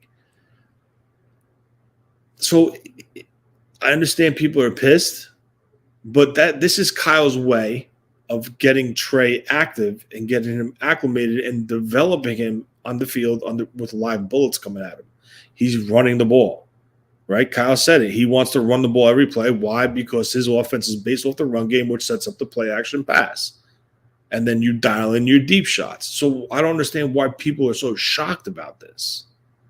They're not used to seeing Jimmy running the ball, and now all of a sudden they bring Trey in and he's running the ball. So I see it. So for all the Jimmy fans, for all the fans that want to fire Kyle, do you guys want to go back to Mike Nolan, Singletary, Tom Sula, Kelly, Dennis Erickson? You want those days? There's no guarantee to have an up-and-coming young head coach right now to be anywhere near as a play caller or an offensive mind that Kyle Shanahan is. There's nobody. I'm not willing to give up what we have in stability and the culture that's in this building and how tight that locker room is for just to say, oh, I don't want him here no more because of what he did. This guy's been in the NFC Championship 2 out of the last 3 years with 1 Super Bowl appearance. You know how hard that is? Would you give up Kyle Shanahan for Sean Payton? No. because this team's built for Kyle Shanahan type offense. It's not built for a Sean Payton offense. Meaning, Sean Payton wants the guy that's going to sit in the pocket and throw the ball, for 30, 40 times a game, stuff like that. And I don't see Sean coming to San Francisco, knowing that what they just invested in Trey Lance, because it's not what he views, if you understand what I'm saying. It's not a knock against Trey Lance, but that might not be what he views for his offense. So, I just seen someone in here saying they would give up Kyle for Harbaugh. Now, I just have some pushback on that because the last 2 years of Harbaugh, the fans were roasting him. Oh, he runs the same play over and over. There's no creativity with the offense. He's trying to make a running quarterback into a pocket passer. But now all of a sudden we want to bring back Harbaugh because people aren't getting what they want, and there's an injury to our quarterback who is a running quarterback, nonetheless, who has the ability to run. So it's kind of like, where are we going right here? Right. And people have to remember that Harbaugh had a healthy quarterback for all 4 years. Shanahan has had a healthy quarterback for only 2. And both of those years, it was at least the NFC Championship as well. It's the same thing. It's the same thing as far as final results. What I will say is the offense was more diverse with Shanahan than it was with Harbaugh. 100%. 100%. And just a quick observation, and I'm not trying to just go off of and try to play the devil's advocate here. In my personal opinion, the reason why I said 6 to 7 weeks before we see this offense take that step is because I think Kyle needed to evolve as a play caller to get into a script and a rhythm for a Trey Lance style quarterback and how he can get everybody together meshing. Because I'll be the first to tell you, versus Chicago, the offense didn't look as crisp. And I'm not going to say by design. It just felt like the alignments were off, like the motions weren't, a lot of pre-shift motions weren't there as much. Then we saw it in this game in the beginning. It was kind of like, okay, what are we doing? You have Debo here, you have this one here. Then he started running the running back all the way flanked out to the opposite side of the formation with Debo in the backfield. So it's kind of like Kyle was trying to get his rhythm and find out where his spot was with Trey Lance in the play calling. As far as, okay, this formation works well with this style of play call because this is new. This type of like offense that he created for Trey, it's a little bit new with the alignments and stuff and the motions and the checks and stuff like that. And not to mention it's a newer offensive line, so they would have to gel together as one as well. But it's not an excuse. It's a learning curve for Kyle as well. So with that being said and what really sold it to me is once Trey went down and I saw Jimmy come in, you kind of saw the 49er offense. And you kind of see it fall right back into that groove. Again, it's because they've played together. They've won together. They've been on the field together. They know each other. They know where to be in the field. And again, I'm not sticking up for Jimmy whatsoever. Trey Lance is the quarterback of the 49ers. I'm a 49er fan. I can't wait to see Trey Lance take this team to that next level. But unfortunately, we can't. And the reason why we can't is because of an injury. And it's not an injury because of Kyle Shanahan. It's an injury that happened in football. So with that being said, I just think this offense was going to be something special this year, but it got kibosh due to the injury. But I think the way what we're back to, this team is good at what we're back to. Now, if it was the other way around where they had to go, oh shit, Jimmy's our guy and we have to go to a rookie, I think that would have been a problem too, because now he would have to curtail that whole 10 other players to get on the level of playing with Trey Lance. So what happened this way, I think is going to make the offense better as a team.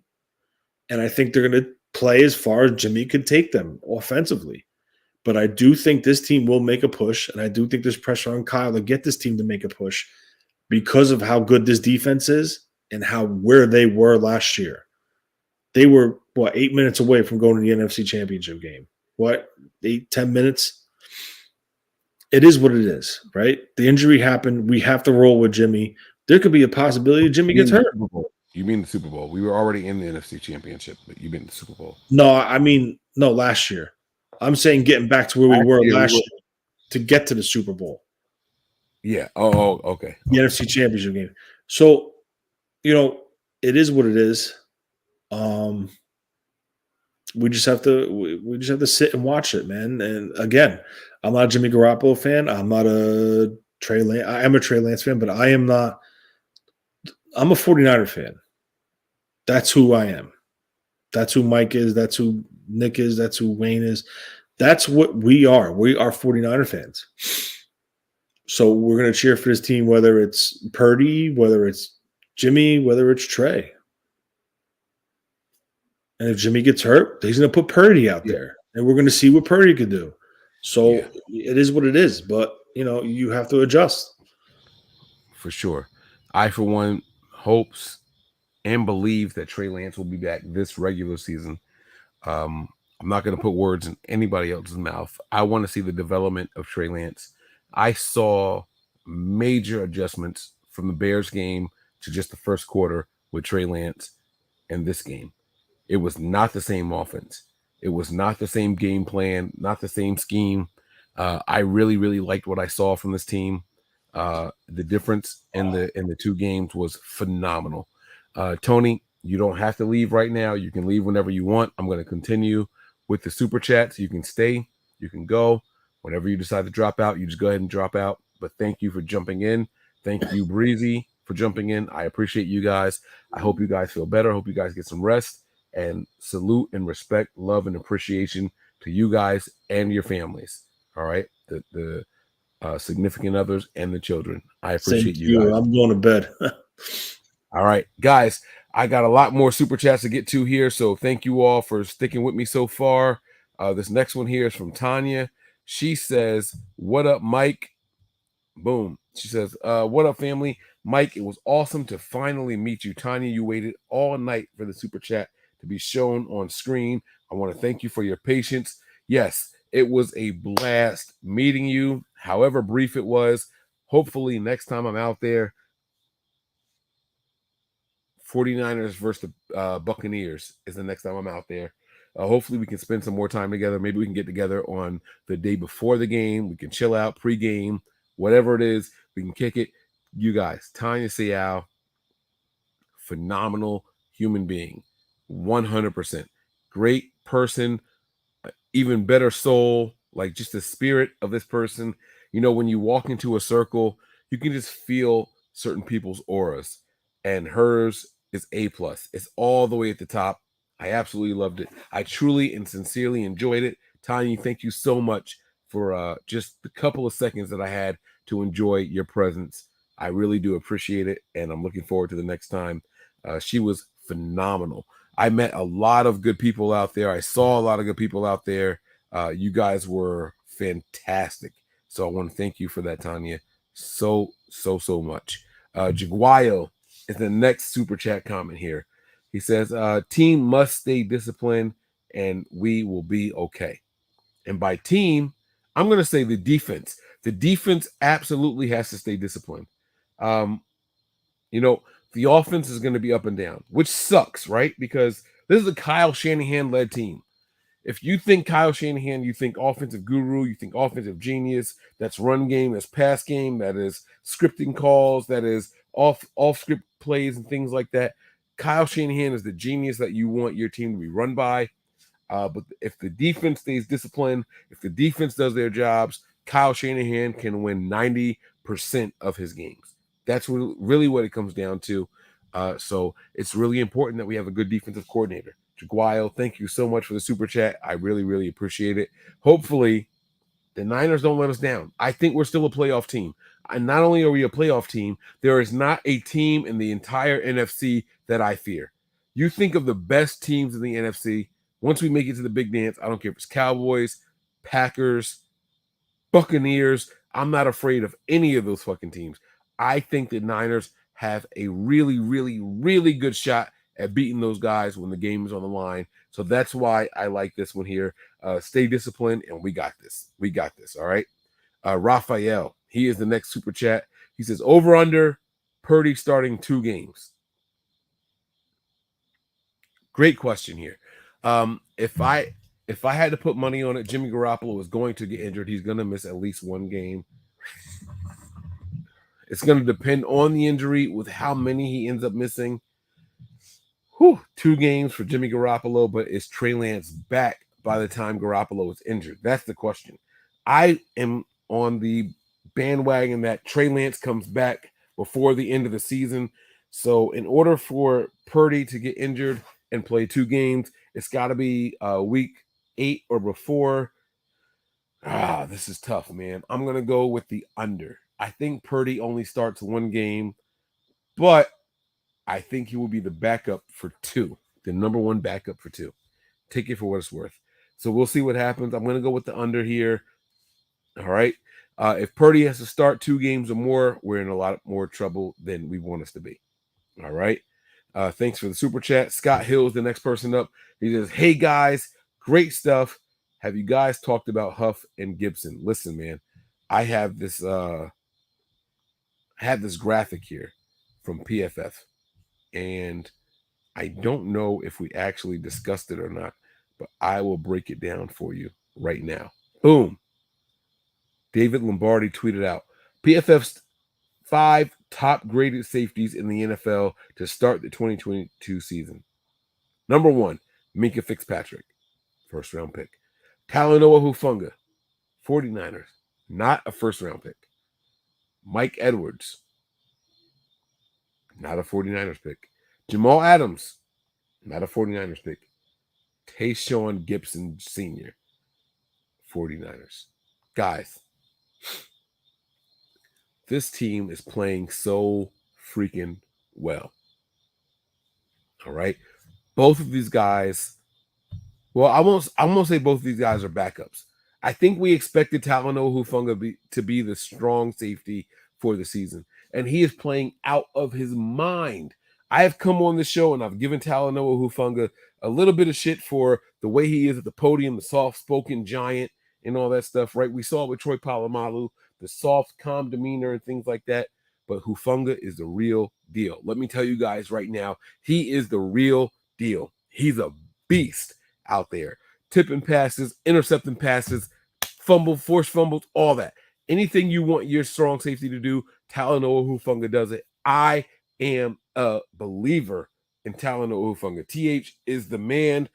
I love Talanoa Hufanga.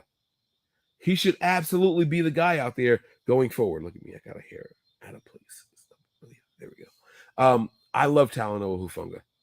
And Gibson filling in admirably for the injured Jimmy Ward. Jimmy Ward is definitely a better safety than Tayshaun Gibson, but he's really freaking good. He is filling in really, really well. And that's why the Niners go out and they sign safeties that are veterans, right? Not just some guys who are unproven, not just some guys who they have, we got a little bit of tape on him, we think he'd be okay. That's Hufanga. Gibson is a guy who's proven in the NFL, proven on special teams. He is a really, really good guy, and I am happy. I want to applaud the 49ers. I want to applaud Scott Hill. Let me give you a real applause. Let me give you a real applause. Where is it? Hold on a second. Boom. Yeah. All right.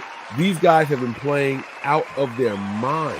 They've been doing a phenomenal job at the safety position. The 49ers have the best safety group in the NFL when you're talking about duos. We have the best one so far, and our best safety is not even on the field. What else could you want? What else could you possibly want? I love it, Scott. Thank you for the super chat, man. The Niners are in a great position, and we can only get better from here on out. We're 2 weeks away from Jimmy Ward returning if it's only a 4-week injury. We'll see what happens. We have to see how it plays out. But, man, the communication in the secondary, I can't tell you how many times I saw Hufanga playing strong safety, looking back at guys, pointing guys in the right position, telling guys to get over, move. This is what you need to be doing. He's here. It's not just a physical thing. He is mentally ready for the game. He can handle it. I love what I'm seeing. Scott, phenomenal super chat. Thank you so much for it. Okay. Black Orchid 772. Why put Trey back out there when players don't want him back out there? Great question. I'm going to say this. All right. She's asking a very good question, but I don't believe that the players don't want Trey out there. I was hoping the guys got to this, but they didn't touch it on it. All right. There are people out there saying that George Kittle has been healthy all along, but he didn't want to play with Trey Lance. There were people saying that Deebo Samuel was not happy that Trey Lance was the starter. And so, we had to worry about what kind of player we were going to get from Deebo Samuel. He wanted Jimmy Garoppolo out there. I don't believe it. I don't subscribe to that. I think that these players want to win no matter who their starting quarterback is. So Black Orchid, I truly believe that these guys want to be out there no matter what it is. Now, fast forward to today. Fast forward to Sunday, Monday, when we play the Broncos. Okay. I don't think George Kittle is going to be out there. And not for nothing, I kind of need this to happen for me to be right. Everyone says George Kittle's been healthy all along, Mike. He can go out there and play whenever he's ready, but he didn't want to play with Trey Lance. I don't buy it. I don't. I think this team wants to go out there. They want to win. They want to be a part of the winning culture here in San Francisco. I think the guys with the C on their chest, the captains, George Kittle being one of them, is someone that they are people who deserve it. I don't think they're going to isolate individual players. It was a rumor that they are happier with Jimmy Garoppolo. That is the people from the outside who don't watch this team. I don't believe it, because anybody who was inside the organization, anybody who was close to this team, they all felt and believed that Jimmy Garoppolo would be gone. Okay. I am a person who said, if it was up to me, I would keep Jimmy. I would restructure his contract, sign him as a backup, and keep him here. That said, I believe that Jimmy would be gone when the start of the season happened. He's still here. Okay. And so I know that the outside people felt even stronger about that. He's still here. Thank God. Knock on wood, whatever, glass, whatever you got over there. All right. I'm happy that he's here. And I think these players want to play with whoever it is.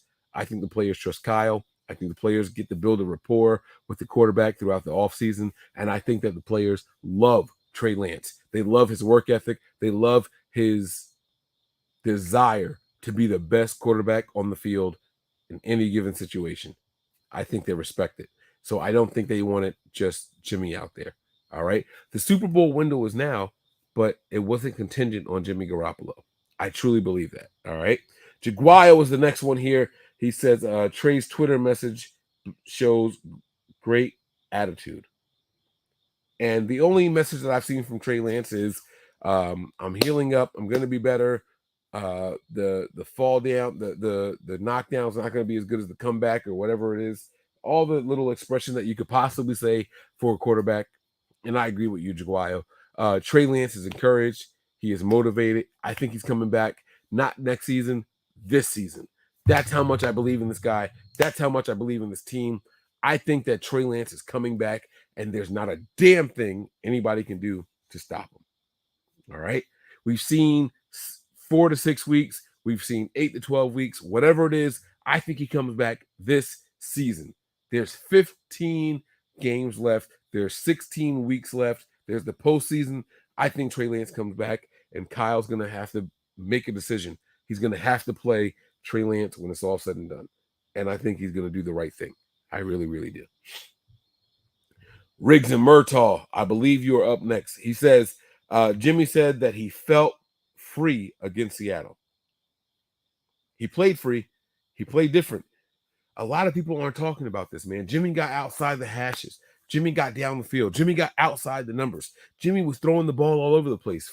Fuck, I don't care about incomplete. I don't care about batted down. It was the fact that he was willing to make these chances. He was willing to throw those balls. And I love it. I love it from Jimmy Garoppolo. Okay. And if we get that Jimmy all year long, it will keep defenses on their toes.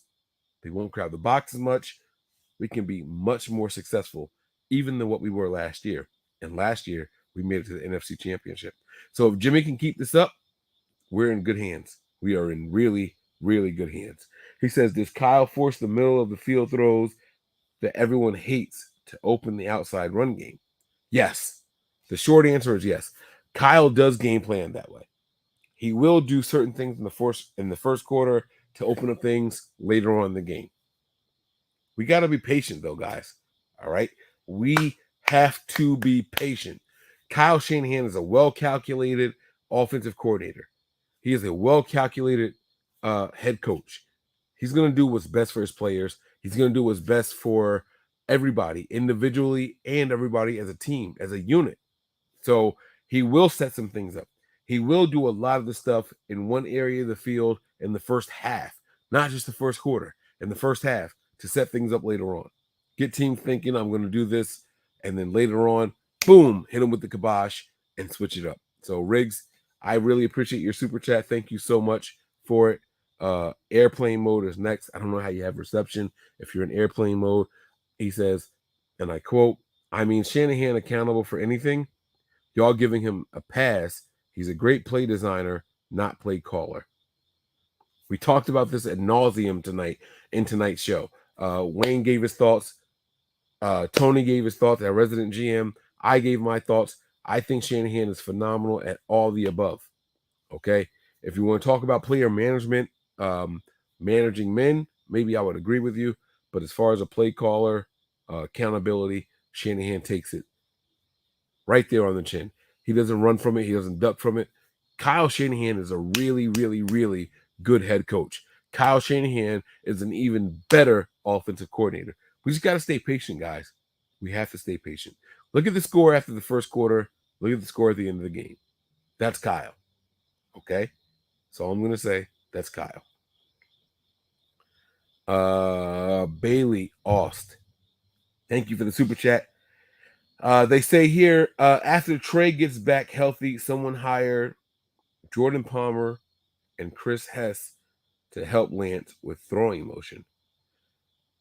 Chris Hess is a baseball player. I'm not 100% sure who Jordan Palmer is. I wish I had Wayne here. I wish I had Tony here to know exactly who these people are. I'm not going to Google them now, but next show, maybe on Patreon, I'll do a breakdown of who they are. But I can say this with confidence. Chris Hess was a good baseball player. I don't know if he's in the coaching. Maybe he is. You might know a little bit more than me about that. But I'm not trying to change Trey Lance this season. Maybe in the offseason. But when he's healthy, which should be around week 15 or so, I'm not trying to change anything. I want this guy to go out there with confidence. I want him to go out there thinking that he knows what the offensive game plan is, and I want him to execute. I don't want to see changes. Not in the middle of the season. I don't care that he's sitting for that long. I don't want to see it. So that's just my personal opinion. Know the playbook. Know your players. Get out there and execute. We'll see what happens. But thank you so much for the super chat, educating us. You give me something to look up. I have to find out who Jordan Palmer is. I do. I don't know who Jordan Palmer is, so thank you for that. Jaguayo is back again at NBN. Trey Twitter message shows he has great attitude. This is a phenomenal way to end the show. This is a great comment to wrap the show up on. All right. After Trey Lance's injury, he shows a picture of him in the boot with the cast on. He's in bed. He's smiling. He got the thumbs up. He's giving the peace, all that shit. Whatever it is he's doing with his hands, I don't fucking know. I don't remember. I will be back. This will not break me.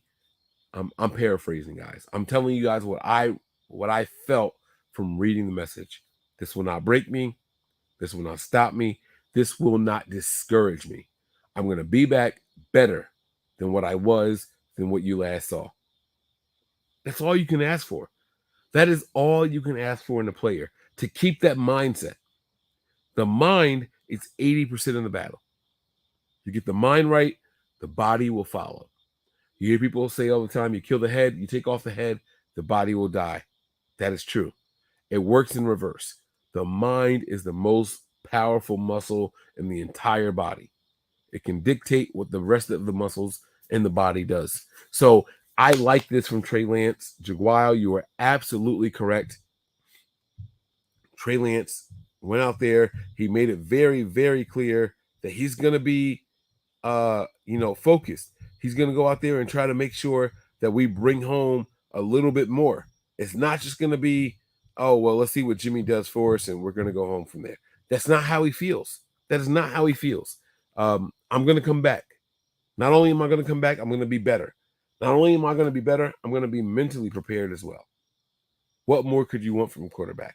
What more could you want from any player at any position on the field? If we get half of that from Jason Verrett, we got a top 10 corner. If we get half of that from Jimmy Ward, we have a top 10 safety. Now add that to the mix. Tyshawn Gibson, already a top 5 according to PFF. Talanoa Hufanga is already a top 5 according to PFF. And those guys weren't even the starters. Hufanga was, but Gibson wasn't. Imagine what it could be. Imagine what it could look like. I'm freaking excited. I love it. I love it for the team. I love it for the faithful. I love it for the haters. Keep hating. We're here. We're going to be all right. We are going to be all right. Jaguar has 2 more super chats here. Let me get to them. He says, MB Niners and Mike, you and family, stay blessed. Thank you so much for the well wishes. I hope we stay blessed. I hope we stay good. I hope we stay positive. And hopefully we can continue to encourage everybody out there. You guys have been absolutely phenomenal. All right. And he's got one more here. He says, we just have to feel lucky we have Jimmy G. No suds. Listen, I said it from the moment we drafted Trey Lance. My ideal situation was to start this guy when he's ready, restructure Jimmy for a backup, and that's where we are. It's literally where we are. There's nothing else I can say. This team is literally in the best position possible. It might not be falling the way we want. The dominoes might not be falling in order, but it's the same dominoes. We got them all. We secured them. All we can do is stack them and hope they fall the right way. And that's how I'm going to leave you guys tonight. I want to thank you all for your patience. I want to thank you all for your support throughout the entire show. You guys have been absolutely phenomenal. Make sure you guys head on over to the Patreon page. All right. Head on over to NB9 ERS on Patreon. All right. It's patreon.com/NB9 ERS. You guys have a ton of bonus content heading to you guys. We're probably going to be doing, well, I'm not going to give you guys a number. I don't want to disappoint anybody, but there are a lot of shows coming. Tomorrow night, we have a special guest on. His name is Benjamin Albright. I'm going to give him a round of applause before we even get to that segment. All right. Because Benjamin Albright is that dude.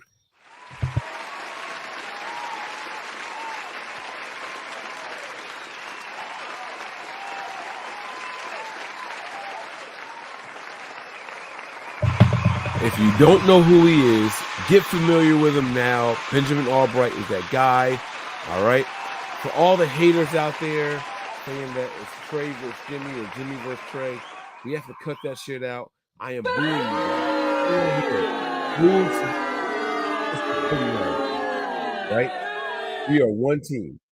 We are one team. We have to unite. Do not let the national media put a wedge between us. That is their job. Their job is to generate clicks, generate interactions, generate impressions. Don't give it to them. All right? You see negativity, ignore that shit. Don't retweet it. Don't comment. Don't reply. Don't quote tweet. Let that shit go, guys. We are doing this because we are the most easily provoked fan base in the entire NFL. Don't give it to them, all right? 49ers went out there last week. We scored touchdown after touchdown, touchdown after. Foghorn. We got Red Smoke, fireworks, all that shit, man. The Niners are doing it. I hope you guys stay patient. Hope you guys enjoy what's coming. I think there's still a lot of good left in the season, and I think we get Trey Lance back. Right? Thank you guys very much. That's gonna do it for us here tonight. I appreciate you guys. I love you guys. We're gonna get out of here. All right? We make sure that in the super chat. Thank you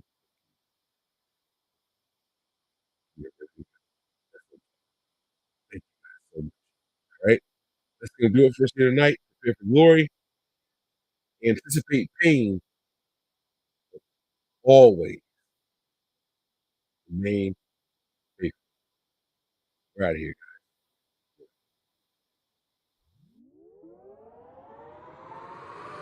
We all gas, no brakes, pumped up, no fakes. We spinning, we winning, we high stakes. We never miss, we all makes. Look at us dudes trying to prove, bringing you news with nothing to lose. Mike, Nick, Tony, Wayne, Method Man, we bring the pain. Hey, see, I'ma confess it. We under the pressure. If you looking to find us, we them nothing but Niners. We nothing but Niners. We nothing